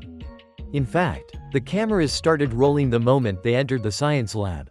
Tamura praises every single shot they captured. Nakamura is relieved he didn't take advantage of the situation by grabbing Hirosei's hand. Even so, he still wishes he could hold it for real, as if his wish had been granted. Someone suddenly grabs his hand.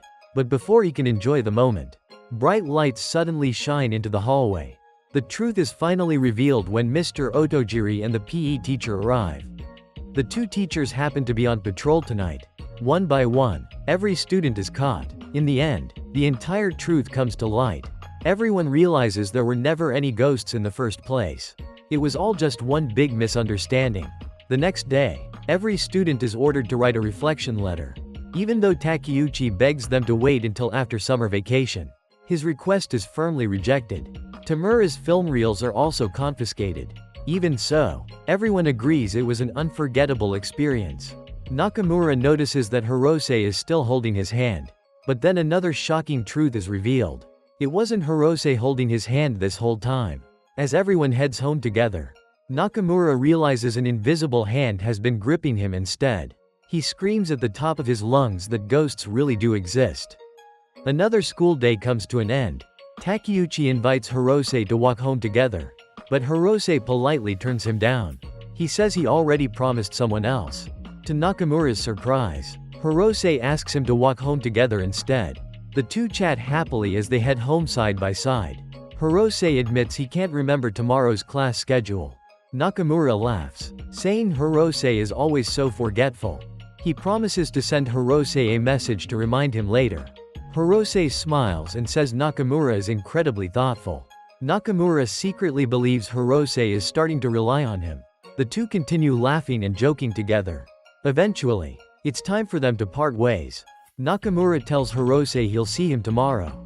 But Hirosei suddenly stops him. There's no one else around. The two slowly lean toward each other. Their lips are just about to meet. It looks like the sweetest, most romantic kiss imaginable. Nakamura can't believe how bold Hirosei has become. Suddenly, he feels a sharp pain. He wakes up and realizes everything was just another dream. Ishin is stuck to his face, causing him intense pain. Nakamura knows full well it was only a dream. Thanks to Ishin clinging to him all night, his face is now covered in a rash. Later, Nakamura arrives at school. Hirosei shows up shortly afterward. Nakamura can't help thinking Hirosei is just as adorable as ever. Even in the new semester, he has just finished his very first summer vacation as Hirosei's friend. Unfortunately, he spent the entire break doing nothing except eating and sleeping in his room. Even so, he's perfectly happy with that. After all, now that they're friends, Nakamura wants to celebrate their friendship. The two are ready to begin season 2 together. Nakamura is certain they'll become even closer from now on. He believes the dream he had this morning was a sign of what's to come. It's only a matter of time before it becomes reality. Nakamura decides to talk to Hirosei. He walks over to him. Hirosei warmly greets Nakamura, but Nakamura only blurts out a single awkward, "yo," before walking away. He immediately realizes he completely blew it. He should have simply wished Hirosei a good morning. Instead, he said something he never normally says. Nakamura is deeply disappointed in himself. Just then, Omori walks over to Hirosei. He greets him with a cheerful good morning. Then he hands Hirosei the CD they talked about before. Hirosei says he's been looking forward to listening to it. Nakamura immediately grows jealous of Omori again. He can't believe Omori can talk to Hirosei so naturally. Childhood friends really are on a completely different level. The two continue chatting casually about the CD. Nakamura is amazed that childhood friends can casually lend each other CDs. He can't help feeling incredibly jealous. Suddenly, another student comes over to borrow Hirosei's gym uniform. He desperately begs Hirosei because his class has PE with Mr. Niu today. Hirosei gladly lends him the uniform. Nakamura grows even more jealous. He can't believe someone else gets to wear Hirosei's gym clothes. He even wishes he were in a different class so he could ask the same favor. Nakamura thinks that student is unbelievably lucky. The class eventually comes to an end.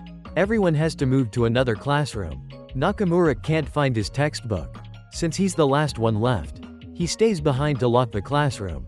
The student soon returns to give Hirosei's gym uniform back. He asks Nakamura to place it on Hirosei's desk for him. After thanking Nakamura, he leaves. Nakamura is now holding Hirosei's gym uniform in his hands. His thoughts immediately drift to Hirosei. Nakamura desperately tries to resist the temptation. But in the end, he secretly smells Hirosei's gym clothes. He's shocked by how strongly they smell of sweat. He never expected a boy's scent to be this intense. Even so, because it belongs to Hirosei, he somehow manages to endure it. Nakamura quietly places the uniform back on Hirosei's desk. The school day finally comes to an end. Looking back, Nakamura realizes he never should have done something like that. Still, he admits Hirosei's scent feels incredibly masculine. But he clearly remembers it not smelling this strong before. Nakamura starts imagining all kinds of things.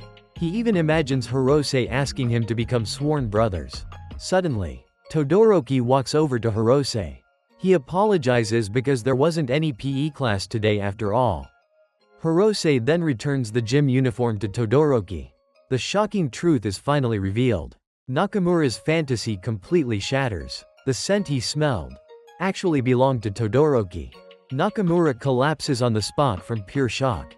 Todoroki immediately rushes over to help him. He even uses the gym uniform to wipe Nakamura's face. Afterward, Todoroki carries Nakamura to the infirmary on his back. Nakamura can only blame his own stupidity. School is finally over for the day. Two girls notice a male student from Kita High waiting outside the school gate. They walk over and start talking to him. He explains that he's waiting for his best friend. Meanwhile, Nakamura returns from the infirmary. He can't stop thinking that he's such a pervert. If anyone ever found out he sniffed someone else's clothes, he'd probably be treated like a complete creep. Everyone would be disgusted by him and condemn him. Worst of all, Hirosei would abandon him after seeing him as a terrible person.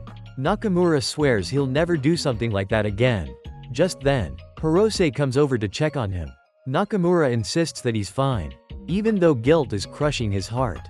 Hirosei still notices how pale he looks. He suggests they walk home together.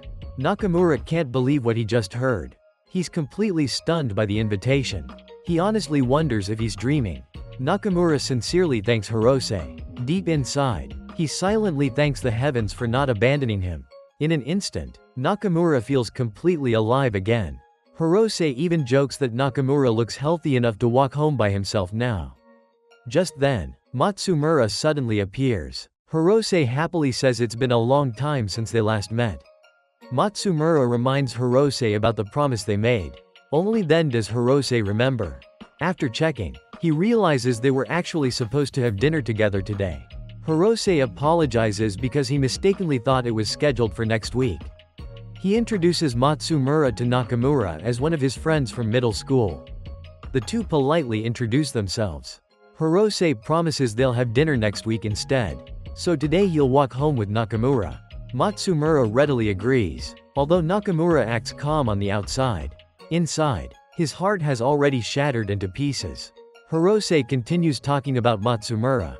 He explains that Matsumura attends Kita High, a prestigious college preparatory school. He's both academically brilliant and an outstanding athlete.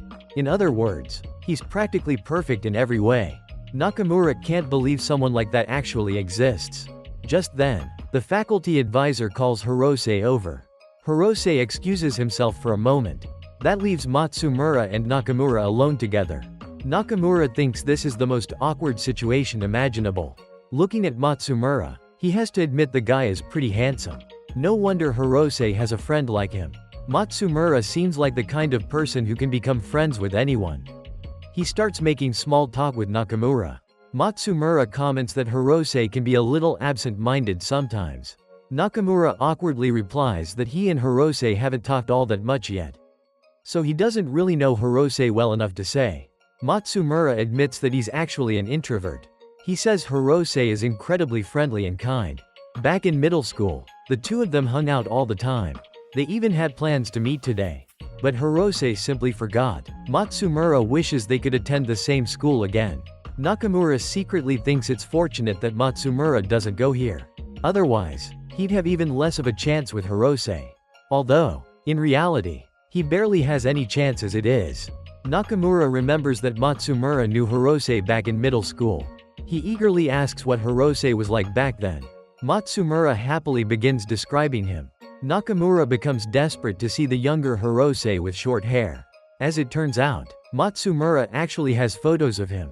The moment Nakamura sees them, he can't help but think Hirose looks unbelievably adorable.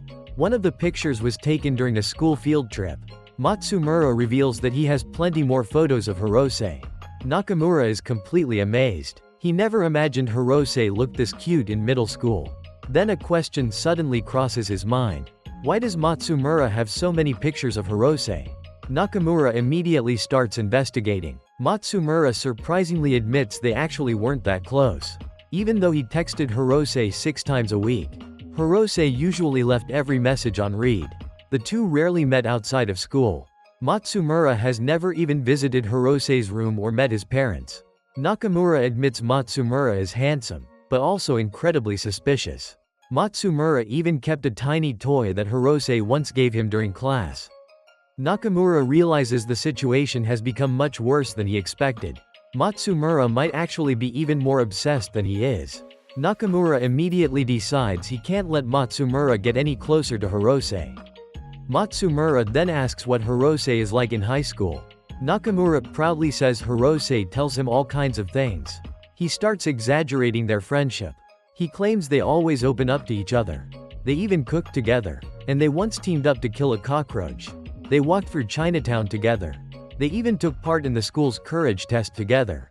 According to Nakamura, they've shared countless unforgettable moments. He confidently declares that he won't lose to Matsumura so easily. Matsumura immediately demands his photos back. He insists they're incredibly precious to him. Nakamura wants to make copies of every single picture first. The two begin pulling the photos back and forth. Nakamura offers one of his own photos as a trade. It's the picture of him and Hirose from the school field trip. He continues provoking Matsumura by saying he has plenty of other memories too. He even reveals that the crab-shaped keychain was a gift from him to Hirose. The more Matsumura hears, the more irritated he becomes. Nakamura realizes his psychological attack is working.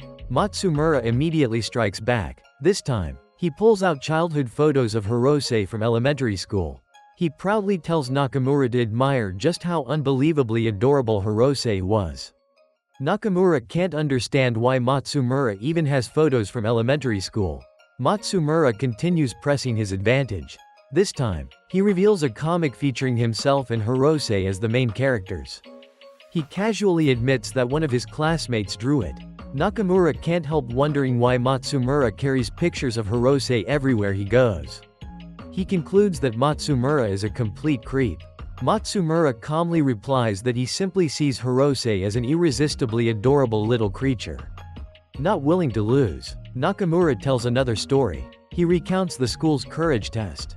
He proudly says Hirose got so scared that he grabbed onto his belt. Matsumura is visibly annoyed, but he refuses to back down. The two continue arguing by comparing their memories with Hirose. They keep going back and forth for the entire afternoon. By the end of their ridiculous battle, the final score somehow ends up 121 to 120. Nakamura proudly declares himself Hirose's better friend. Matsumura realizes he's running out of options, so he decides to reveal his ultimate trump card. He pulls out Hirose's middle school gym uniform. Nakamura is completely stunned that Matsumura actually has it. Matsumura admits he borrowed it years ago, and simply never returned it. Nakamura can't believe someone would practically steal another person's belongings. Suddenly, they hear someone calling Hirose's name. Thinking Hirose has arrived, Nakamura immediately grabs the uniform. He insists he'll take responsibility by keeping it safe himself. Once again, the two start wrestling over the shirt. Nakamura even decides to smell it one more time. Matsumura is horrified by what Nakamura just did. The tug-of-war over the shirt continues. Matsumura confesses that the uniform helped ease the pain of not being able to see Hirose after entering different high schools. That's why he absolutely refuses to let Nakamura ruin everything. As they continue pulling with all their strength, the shirt suddenly tears apart. Then the truth is finally revealed. The gym uniform actually belongs to Todoroki. Not Hirose. Just then, Hirose returns. Both Matsumura and Nakamura instantly lose the will to live. Together, they awkwardly tell Hirose that next time he borrows someone's gym clothes, he should remember to return them to the rightful owner. The school's cultural festival finally begins. The campus is buzzing with excitement. Nakamura arrives at school and heads straight to the maid cafe. He secretly tries to overhear the conversation inside before opening the door and walking in. Takeuchi has just changed into an adorable maid outfit, ready to serve the guests. Nakamura's dreams are instantly shattered. The one wearing the maid costume isn't Hirose. He's immediately scolded for showing up late. Nakamura is still disappointed that he didn't get to see what he was hoping for. Some of the girls even want Mr. Otojiri to wear a maid outfit as well. But he refuses because he's busy patrolling the festival. As Nakamura prepares drinks, he can't help feeling depressed. Takeuchi tells him to hurry up with the orders. He serves the female customers while joking that the kitchen is taking forever. Apologizing to all the ladies, Hirose brings another batch of supplies over to Nakamura, even though he doesn't get to see Hirose dressed as a maid. Nakamura has no complaints as long as he gets to stay close to him. He even imagines the two of them exploring the festival together afterward. Eventually, Hirose has to leave. He hands Nakamura the inventory count he has finished checking. Then he says goodbye and promises to see him later. Once again, Nakamura is caught completely off guard by Hirose's kindness. After finishing his work, Nakamura finally has some free time. But there's nothing at the festival that really interests him. Then he spots Hirose heading somewhere. Afraid Hirose might be meeting someone else, Nakamura decides to follow him. Before he can, however, someone suddenly grabs him. It's Aokiyama again. She has yet another request for him. Her occult club is about to hold a spirit summoning ritual. Naturally, she wants Nakamura to help. He immediately refuses, but once again, he gets tied up and dragged away against his will. Nakamura can't believe this is happening again. After the performance is over, Aokiyama praises Nakamura for his incredible talent. As payment, she gives him a mysterious beaded necklace. According to her, it's a magical prayer charm. It can grant wishes for wealth, good health, and even romance. Aokiyama thanks Nakamura once again. Although he doesn't really believe in supernatural things, he decides to wear the necklace just in case. Soon afterward, he notices Hirose heading somewhere again, so he immediately chases after him. But by the time he reaches the upper floor, Hirose has already disappeared. Instead, Nakamura discovers a giant octopus display in the school's art exhibition. He admits that it's absolutely beautiful. Kawamura is there helping the art club. Nakamura is impressed by how amazing her portraits are. He even admits she's incredibly talented. Kawamura offers to draw a portrait of him. That instantly gives Nakamura an idea. He asks her to draw a portrait of Hirose instead. He promises he'll frame the picture as soon as he gets home. Not long afterward, Nakamura spots Hirose again and tries to chase after him. But a huge crowd blocks his way. Everyone is lining up to try Todoroki's yakisoba. The food is so delicious that everyone keeps praising it. Todoroki notices Nakamura standing nearby. He kindly gives Nakamura a free serving. Since Nakamura fainted the other day, Todoroki wants him to eat plenty and regain his strength. Nakamura suddenly realizes he hasn't even had lunch yet, so he gratefully enjoys the meal. Just then, a little girl spots a giant teddy bear mascot. The mascot walks over to Nakamura. When it removes the costume head, its identity is finally revealed. He asks Nakamura if it's really fun wandering around the festival alone. Nakamura has no idea what he's talking about. The mascot hands him a ticket to the drama club's performance, A Night Beneath the Stars. He encourages Nakamura to come watch the show before walking away in the bear costume once again. Nakamura feels a little excited since he has always loved movies and stage plays. He can't help wishing he could watch it together with Hirose. Just then, he accidentally bumps into someone. The person's face looks strikingly similar to Hirose's. Nakamura's heart immediately starts racing. She returns the ticket that he dropped. Nakamura can't believe that even a grown woman can make his heart skip a beat. He begins wondering if he might actually be bisexual. After thinking it over, however, he comes to a different conclusion. Maybe he's simply attracted to anyone who looks like Hirose. Nakamura decides that there is only one person he wants to love, Hirose. Meanwhile, an argument breaks out backstage. Tamura is furious because the play is short one actor. He spent 2 whole years perfecting the script. Yet now, at the last minute, they can't perform it as planned. With no replacement actor, the show is about to be cancelled. Omori suggests cutting the missing scene altogether. But Tamura insists it's the most important scene in the entire play. If only they could find someone to fill the role. Just then, they spot Nakamura, looking at the ticket in his hand. Nakamura realizes Tamura is the director. He immediately understands what's going on and tries to leave. Tamura desperately begs him to help. He even promises Nakamura that he'll get to act alongside a beautiful woman. Nakamura still isn't interested, but Tamura refuses to give up. At that moment, Kawamura arrives and apologizes for getting sick. Only then does Nakamura learn that she was originally supposed to perform in the play. Because of her illness, however, she can no longer participate. Omori explains that the role doesn't even have many lines. Nakamura finally understands why Kawamura has been wearing a face mask. Feeling sorry for her, he agrees to take the role. Deep down, he also wants to repay her for drawing Hirose's portrait. Everyone immediately begins preparing for the performance. After getting into costume, Nakamura asks what role he'll be playing. Tamura tells him he'll be a villager who collapses in the middle of the road. Nakamura can't believe that's the role he was given. Still, there's one reward. He gets to die in the arms of the most beautiful woman in the world. Soon, the play begins. A huge audience fills the venue. Nakamura only has 3 lines: yes, no, and thank you. Tamura begs him not to ruin the performance. Nakamura can't believe someone as ordinary as him is actually standing on a stage. Tamura encourages him one last time. Nakamura insists once again that he has no interest in beautiful women. Then he notices the beautiful woman from earlier. He's completely captivated all over again. Tamura reveals that she will be Nakamura's scene partner. Nakamura still has no idea who she really is. She warmly introduces herself and says she's happy to meet him. Nakamura is struck by love at first sight once again. He immediately reminds himself, I only like Hirose. I only like Hirose. The play finally begins. The story tells of a harsh winter that forces the villagers to wander in search of food. A young woman appears. She brings warm clothing to the starving villagers. Everyone praises her incredible beauty. Meanwhile, Nakamura keeps reminding himself that he only loves Hirose. The woman's name is Hirose Nei, a young girl from the village. She performs the role perfectly. Soon it's Nakamura's turn. The moment he steps onto the stage, he trips and falls, leaving him utterly embarrassed. The village girl immediately rushes over to check on him. Nakamura can't help thinking that Hirose Nei is unbelievably adorable. She looks exactly like Hirose. Then the truth is revealed.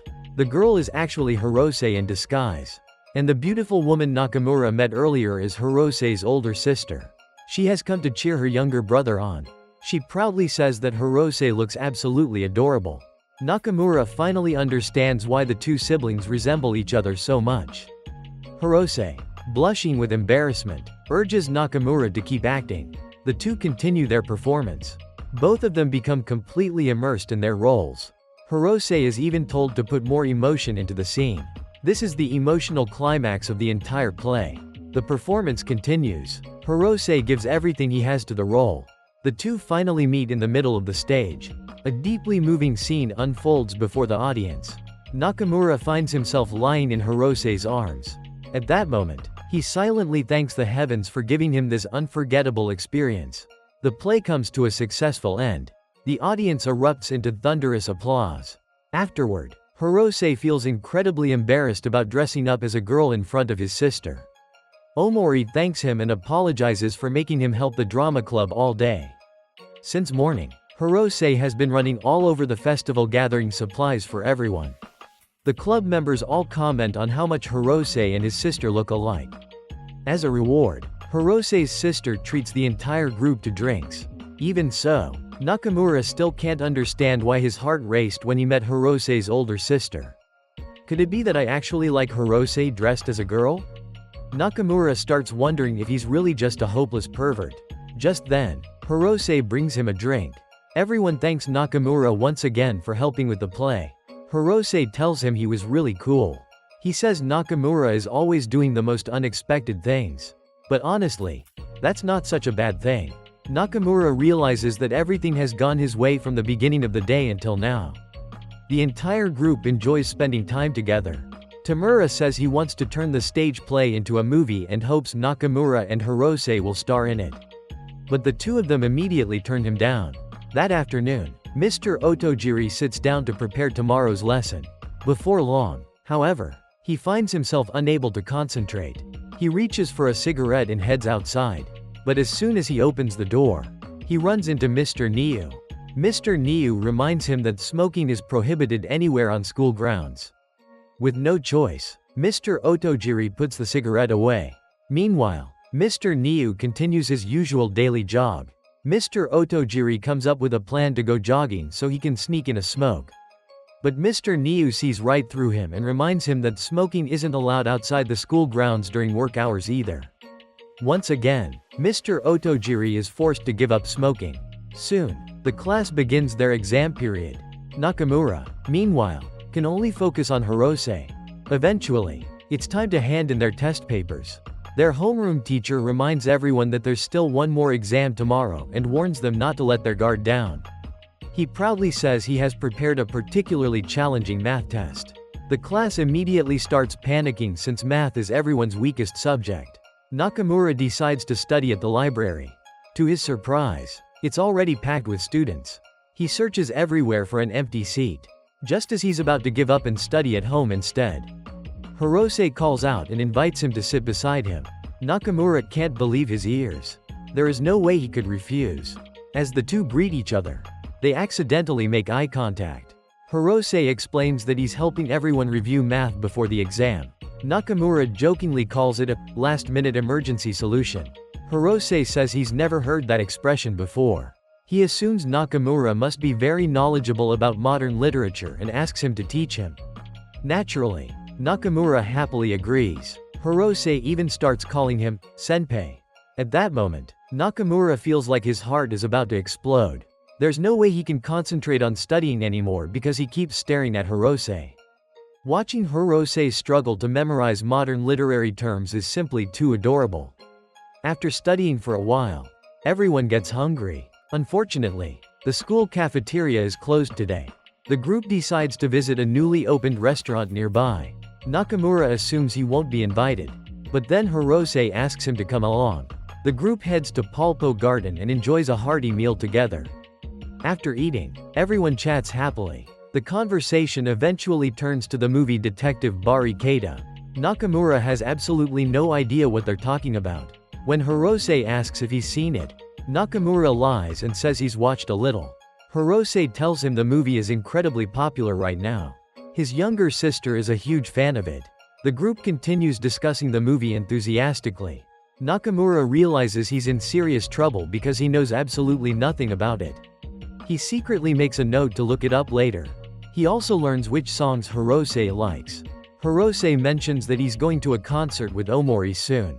Hearing that makes Nakamura incredibly jealous because he won't be there with Hirose. Hirose then asks Nakamura what kind of music he likes. Nakamura awkwardly answers that he listens to all kinds of music. Hirose excitedly reveals that he's recently become a fan of a band called Aquapet. Of course, Nakamura has never even heard of them. The group then talks about going over to Yoshida's house after the exams to play video games. Hirose enthusiastically tells Nakamura about a game called Smash Fighter, which is currently very popular.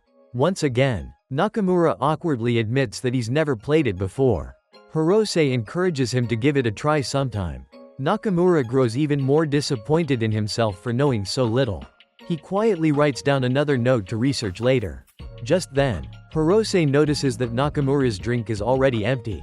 Hirose offers to get a refill for Nakamura. Yoshida and Takeuchi also ask him to bring drinks for them. So Nakamura volunteers to go with Hirose. Hirose apologizes for dragging him along. He says carrying 4 drinks by himself would be really inconvenient. Hirose also admits he thought Nakamura wanted to study quietly alone at the library. Nakamura wonders what on earth he's doing that makes Hirose worry about him. After all, he still knows almost nothing about Hirose. Hirose notices that Nakamura really likes coffee. Nakamura admits that he drinks quite a lot of it. Hirose says he only likes café au lait. He also mentions that his younger sister told him coffee tastes amazing with hot chocolate. Nakamura decides to try mixing them together. Hirose tastes it as well. To their surprise, it's actually delicious. Hirose promises he'll try drinking it that way next time. Nakamura feels sad because there are still so many things about Hirose that he doesn't know. Hirose suddenly suggests putting the coffee mixture into Takeuchi's cup. He decides to prank him. The two return to the table. Yoshida and Takeuchi already have drinks in their hands. Today, Nakamura has learned many new things about Hirose. Takeuchi notices that his cola looks unusually dark. Hirose casually says it's probably because it's sugar-free. Takeuchi takes a big sip. He immediately spits it out because it tastes absolutely horrible. Unfortunately, Nakamura gets splashed by the entire spray. His notebook is soaked, and all the writing is ruined. Eventually, school ends for the day. The girls say goodbye to their homeroom teacher. Mr. Otojiri enters the classroom and drinks a canned coffee.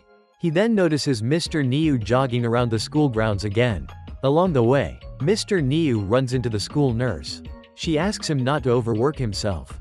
Mr. Niu is completely captivated by how beautiful she is. The nurse mentions that her cyclamen flowers have just bloomed. She asks whether Mr. Niu likes flowers. Mr. Niu becomes incredibly flustered around her. Mr. Otojiri has been watching the whole exchange. He quietly thinks that spring still feels very far away. The anime adaptation of Happy Lunchtime has finally been officially announced. Nakamura watches the announcement video and becomes unbelievably excited. To him, the day he's been waiting for has finally arrived. He's been reading the manga since middle school. He knows every single detail of the story by heart. Nakamura has dreamed of this moment for years. Today is the autograph event celebrating Happy Lunchtime becoming an anime. Kawamura and her friends are also attending. The three of them visit a cafe themed entirely around Happy Lunchtime. Kawamura turns out to be a huge fan of the series. She's incredibly excited that the manga is being adapted into an anime. She thanks her two friends for coming with her. Their food arrives at the table. The three of them happily take photos of dishes recreated exactly like the ones in the manga. Meanwhile, Nakamura is also taking pictures because he's so excited. He can hardly wait to see the two main characters animated on screen. Before long, he starts imagining that the protagonists are actually him and Hirose. Just as the fantasy reaches the scene where the two characters kiss, another customer catches him acting suspiciously. Nakamura still can't believe he managed to win a ticket to this autograph event. Soon, Kawamura's group arrives at the bookstore. Nakamura immediately hides so she won't notice him. Her friends head upstairs to buy souvenirs. Kawamura stays behind and wanders around alone. Nakamura notices that she also has a ticket for the autograph session. He panics, afraid he'll run into her. Eventually, the autograph event begins. Nakamura resorts to his ultimate secret weapon. He disguises himself by covering most of his face. The people around him become visibly uncomfortable. A security guard approaches and says face coverings aren't allowed for security reasons. The guard even asks to see Nakamura's ID card. Nakamura desperately tries to explain himself. Kawamura recognizes him immediately just from his eyes. Thanks to her, the guard stops suspecting him. Nakamura sincerely thanks Kawamura for helping him. She's genuinely happy to see him there. She guesses that he also won a ticket to the event. Nakamura finally decides to tell the truth. He absolutely loves Happy Lunchtime. Kawamura says she already knew because she often sees him reading it at school. Nakamura is shocked that his secret was exposed long ago. Kawamura asks which chapter is his favorite. After thinking for a moment, Nakamura chooses the chapter where the two protagonists discover a new flavor together.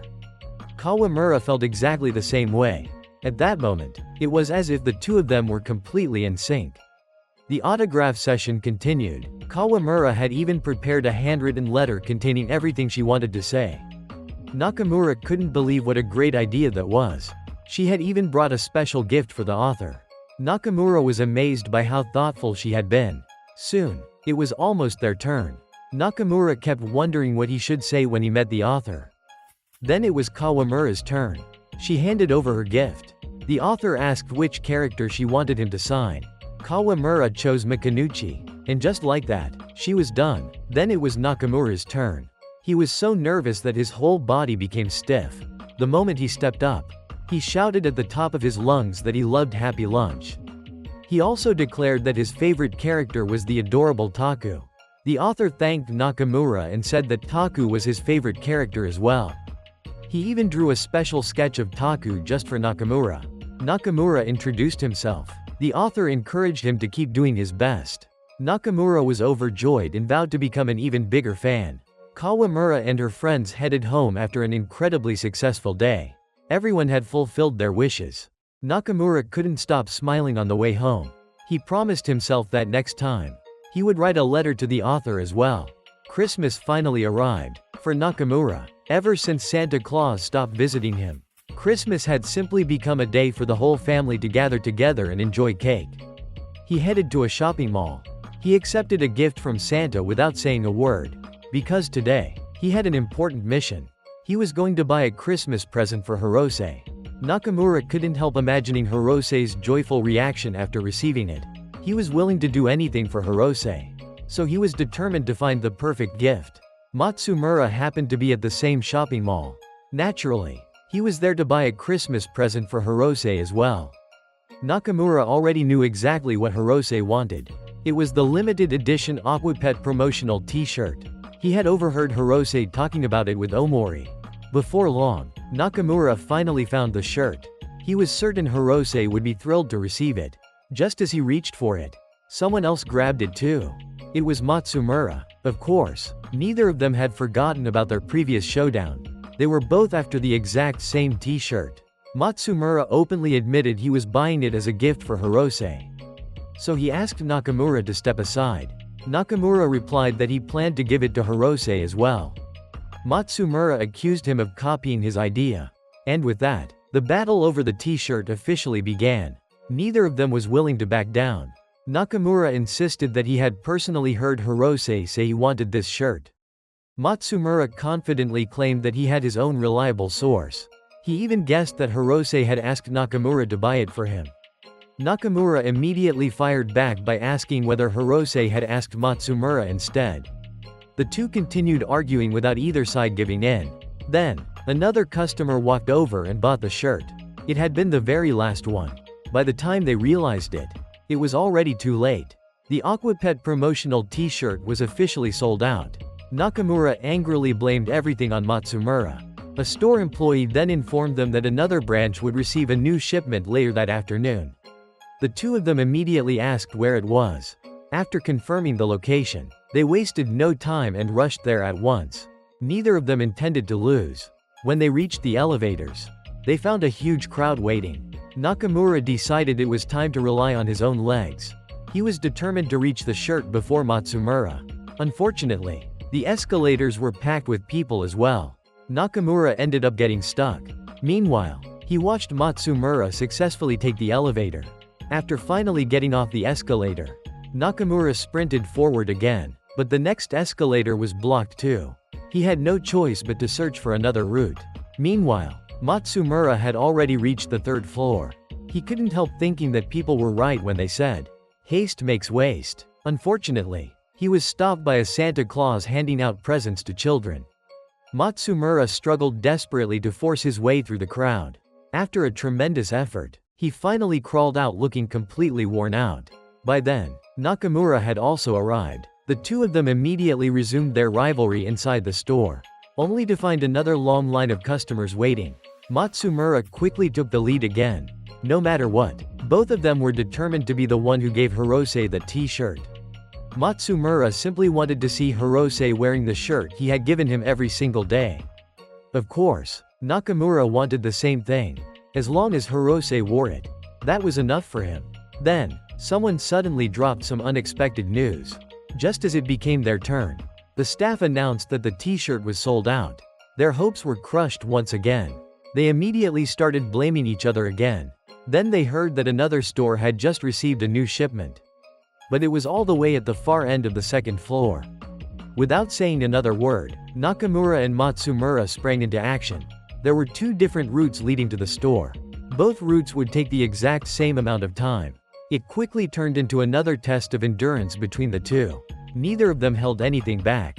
They sprinted with every ounce of strength they had. Along the way, Nakamura noticed a little boy standing all by himself. He assumed the child was waiting for his parents. Seeing that the store wasn't too crowded, he decided to keep going. But in the end, Nakamura couldn't bring himself to leave the boy alone. He figured the child had gotten separated from his parents. Nakamura's intimidating face only frightened the boy even more. He had no idea what to do. Just then, Matsumura arrived and gently comforted the child. Together, they decided to help him find his parents. The two of them took the boy down to the information center on the first floor. The child was still terrified. Nakamura offered him the candy he had received earlier. The little boy finally stopped crying.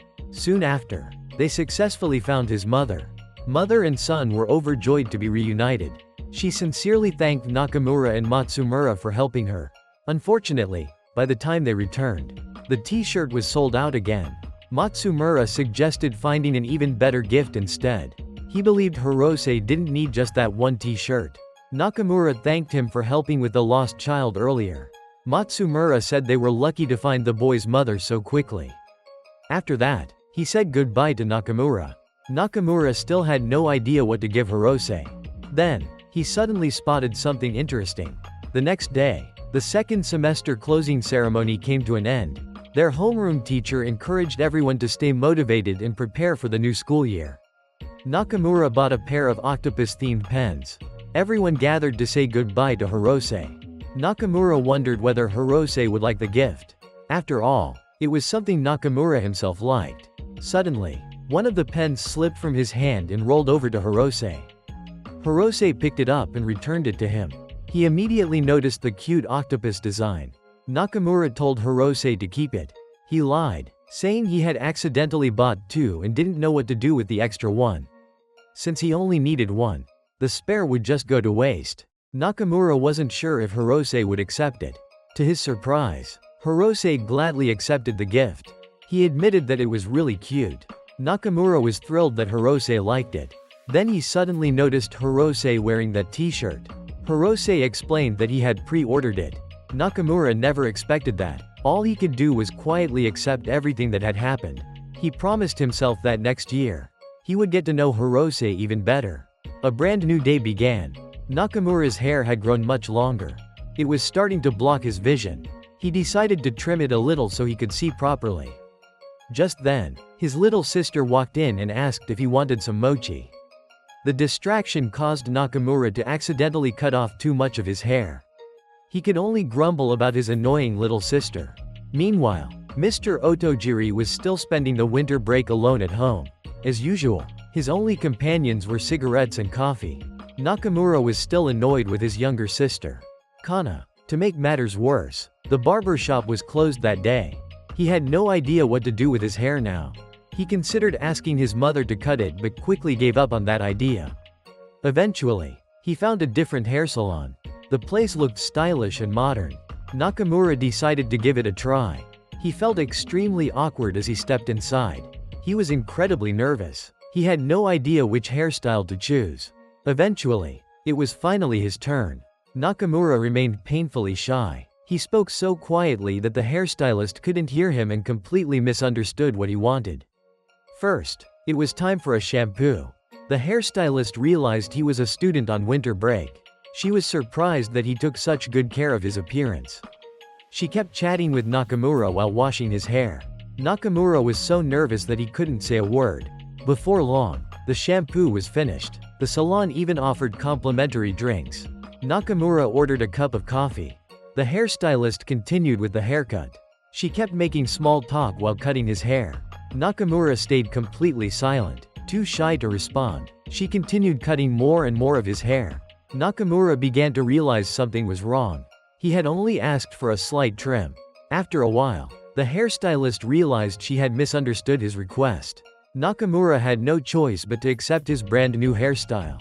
Afterward, he returned home. His younger sister, Kana, immediately noticed something different about him.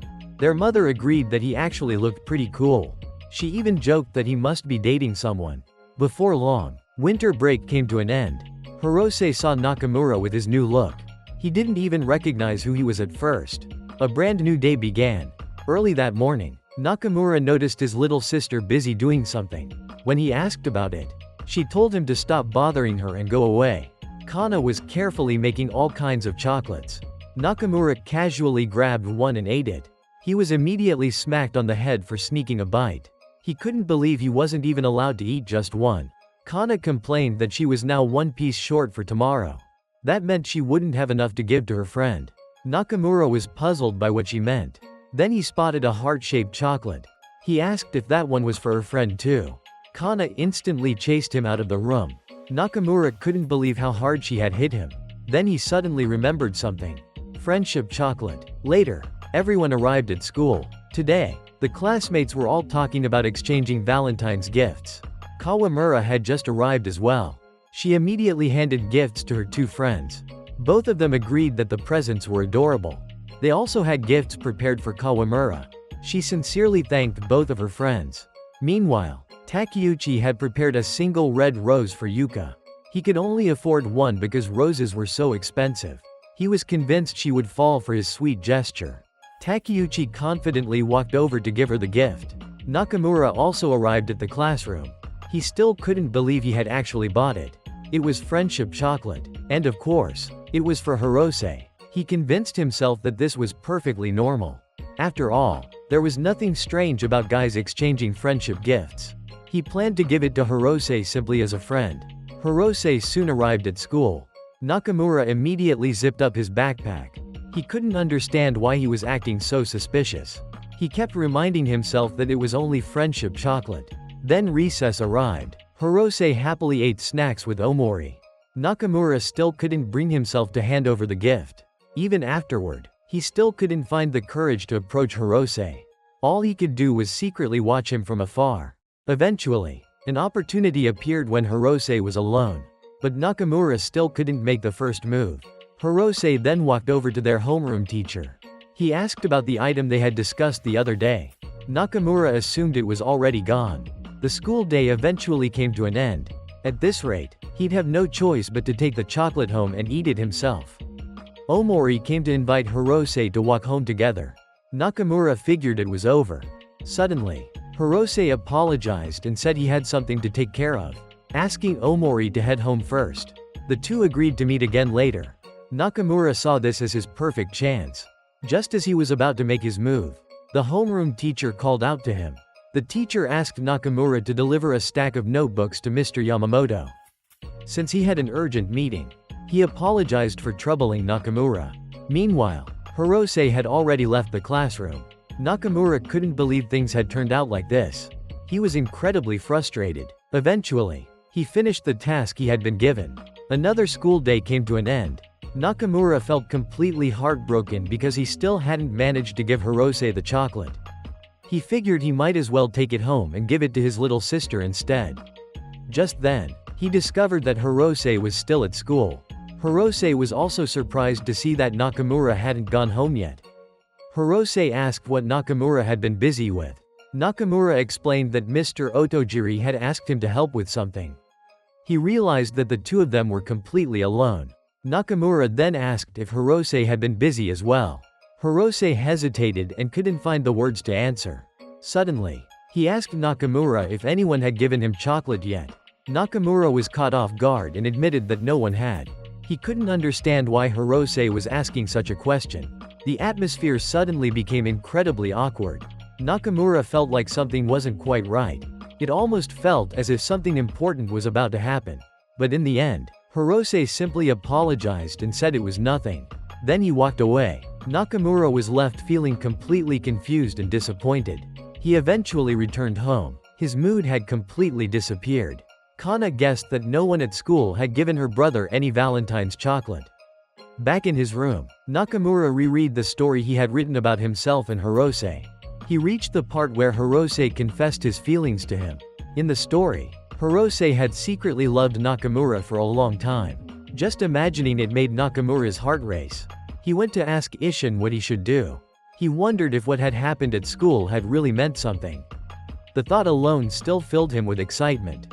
After a while, Nakamura finally calmed down. He decided that next week, he would invite Hirose to walk home together after school. Soon, another school day began. Nakamura arrived at the classroom but didn't see Hirose anywhere. Just as he mentioned him, Hirose walked in. Hirose greeted Nakamura with a cheerful good morning. Then he greeted the rest of the class as well. Hirose asked Takeuchi if he had gotten over his heartbreak yet. Takeuchi had no idea what he was talking about. Nakamura noticed that Hirose was acting completely normal. Maybe he had simply been overthinking everything. Still, he believed he'd never know unless he asked. Eventually, another school day came to an end. Nakamura walked over to Hirose. He invited Hirose to walk home with him.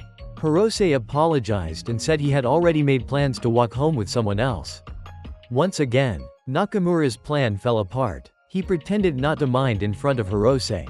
But inside, his heart shattered from being turned down. Even so, he refused to give up. He decided he would ask Hirose again the following day. Just then, Nakamura saw Hirose waiting for a girl. The two of them then walked home together. Takeuchi and Yoshida arrived just in time to see Hirose leaving with Hana. Yoshida revealed that Hana was Hirose's girlfriend.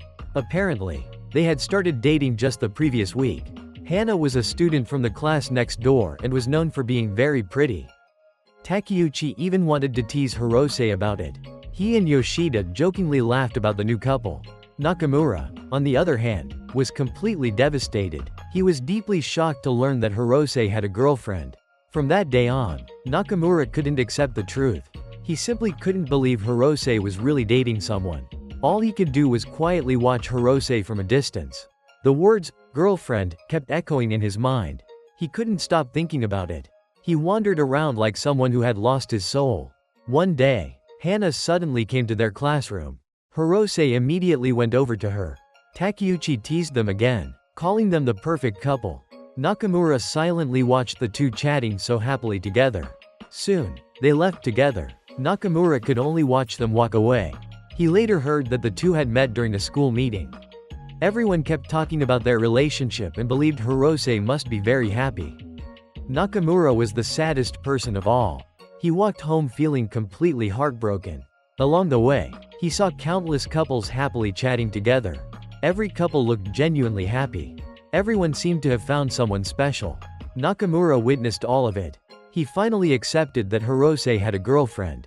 He decided to be happy for Hirose. After all, the two of them really did look perfect together. Nakamura convinced himself that Hirose must be happy now. He decided he would stop feeling sorry for himself. A new school day began. Kawamura was overjoyed because so many people loved the artwork she had drawn.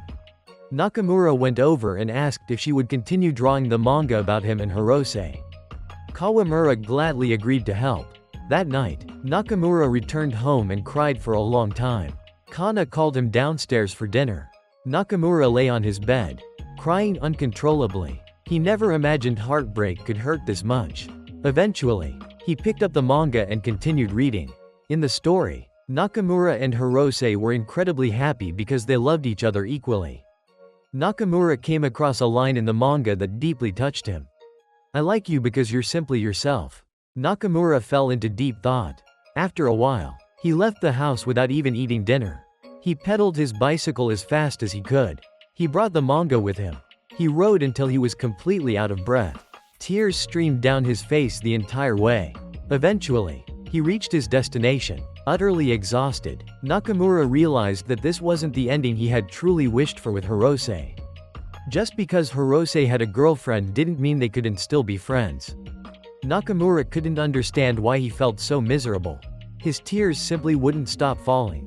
He couldn't understand why Hirose's happiness made him feel this way.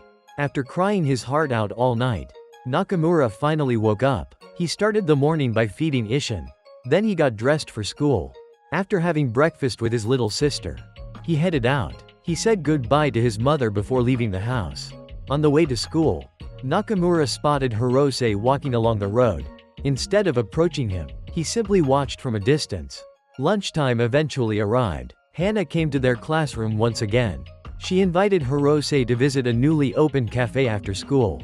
Hirose agreed, though he looked embarrassed that Hana had come to his classroom. Hana, on the other hand, simply wanted to see him. Takeuchi couldn't help saying they made an adorable couple. Hana became curious about the manga Hirose was reading. By now, everyone in class knew they were dating. Hana had actually been the one who confessed first. Everyone agreed they looked perfect together. Nakamura couldn't help remembering what had happened the previous night. He kept telling himself that as long as Hirose was happy, he would be happy too. Later, Nakamura went to throw away the trash. He happened to see Hana again.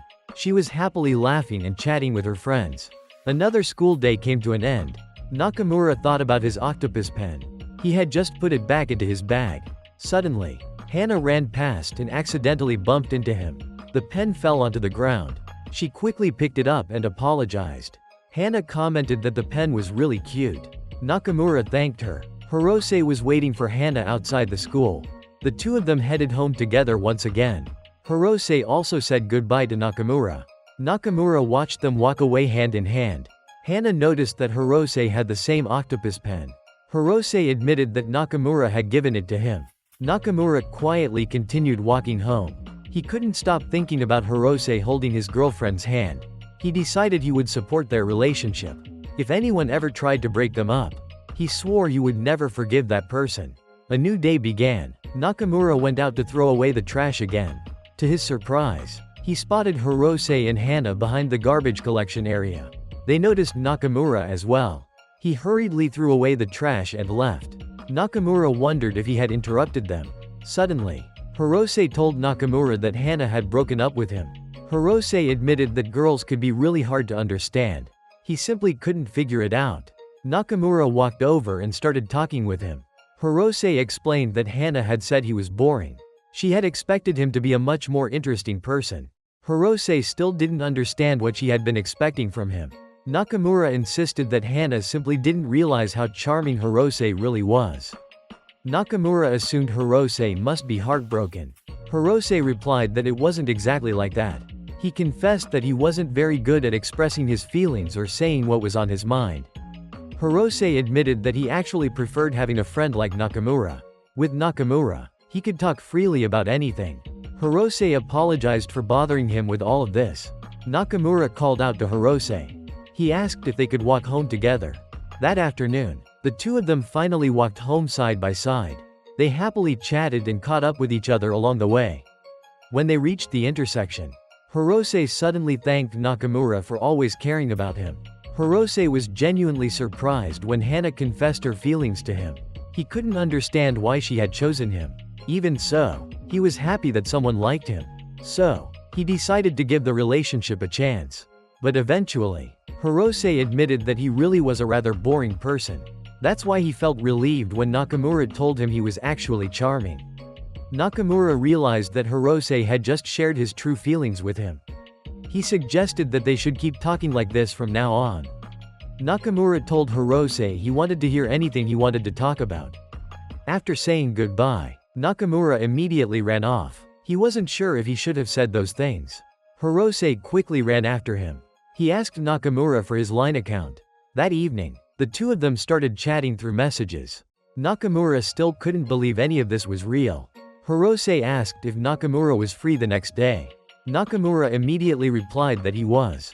Hirose invited him to go see a movie together. His older sister had given him 2 movie tickets. Nakamura couldn't believe his ears. Of course, there was no way he was going to miss this opportunity. The only problem was figuring out how to reply. After thinking for a while, he simply answered, "Okay." Hirose confirmed that they would meet at the movie theater at 11 a.m. the next day. Nakamura suddenly realized he had nothing suitable to wear. He searched through all of his clothes but couldn't find a single outfit he liked. He felt completely defeated. His younger sister scolded him for making so much noise late at night. The next day, Nakamura arrived right on time. However, after barely sleeping all night, he had huge dark circles under his eyes. He arrived 15 minutes early. Hirose called him. He asked where Nakamura was waiting. Hirose had also arrived early, wearing an adorable outfit. Together, they bought snacks and drinks. Nakamura felt as though he were living in a dream. He was actually at the movies with Hirose. The two of them took their seats together. Hirose even invited Nakamura to share his popcorn. Nakamura thought the gesture was unbelievably adorable. Then they started eating the popcorn. They chatted for a little while before the movie began. Both of them admitted it had been a long time since they had gone to the theater. Nakamura confessed that this outing felt especially meaningful because he had always dreamed of doing this. Before long, the movie came to an end. Hirose said it had been an amazing film. Nakamura wiped away his tears and agreed that it was truly wonderful. Afterward, they went out to eat together. They continued talking about the movie. They recalled all of its most emotional scenes. Hirose confessed that he wouldn't have wanted to watch that movie with anyone else but Nakamura. It wasn't normally the kind of movie he liked, but watching it with Nakamura had made it incredibly enjoyable. Realizing how emotional he was becoming, Nakamura excused himself to the restroom. He splashed water on his face to calm himself down. Since he and Hirose were friends now, Nakamura thought maybe he should finally give up on his romantic feelings. After lunch, they took a walk through the park. The weather was absolutely beautiful. Hirose spotted a huge dog. He wondered what it would feel like to pet such a big dog. Nakamura wished more than anything to see Hirose happy. Hirose said he would love to have a dog like that someday. Nakamura quietly admitted to himself that he couldn't be the one to give Hirose that kind of happiness. The two of them sat down to rest for a while. Hirose said he felt like taking a nap right there. Nakamura reflected on how they had become friends. He decided that maybe this kind of relationship was enough. Nakamura quietly watched Hirose sleeping. A moment later, Hirose woke up. He curiously asked what exactly Nakamura found so charming about him.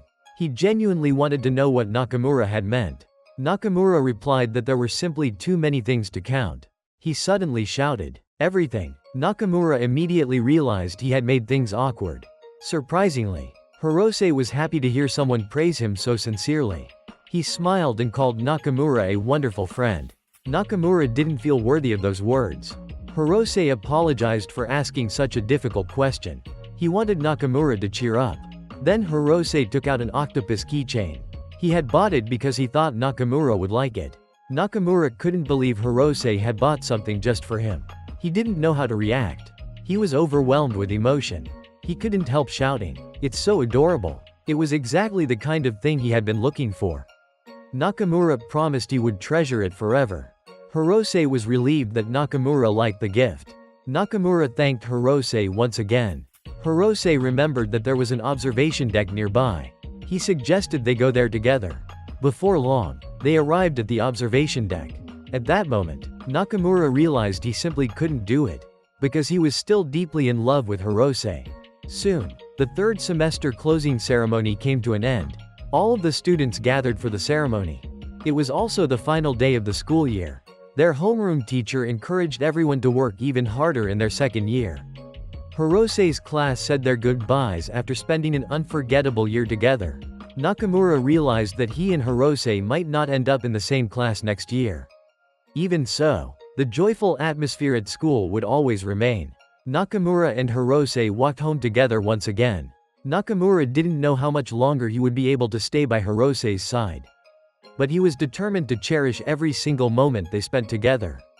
He decided that he would continue embracing his unwavering love for Hirose Eiki. And with that, Season 1, consisting of 13 episodes, officially comes to an end. Thank you so much for watching. And stay tuned for the next season. We'll be back with more reviews soon.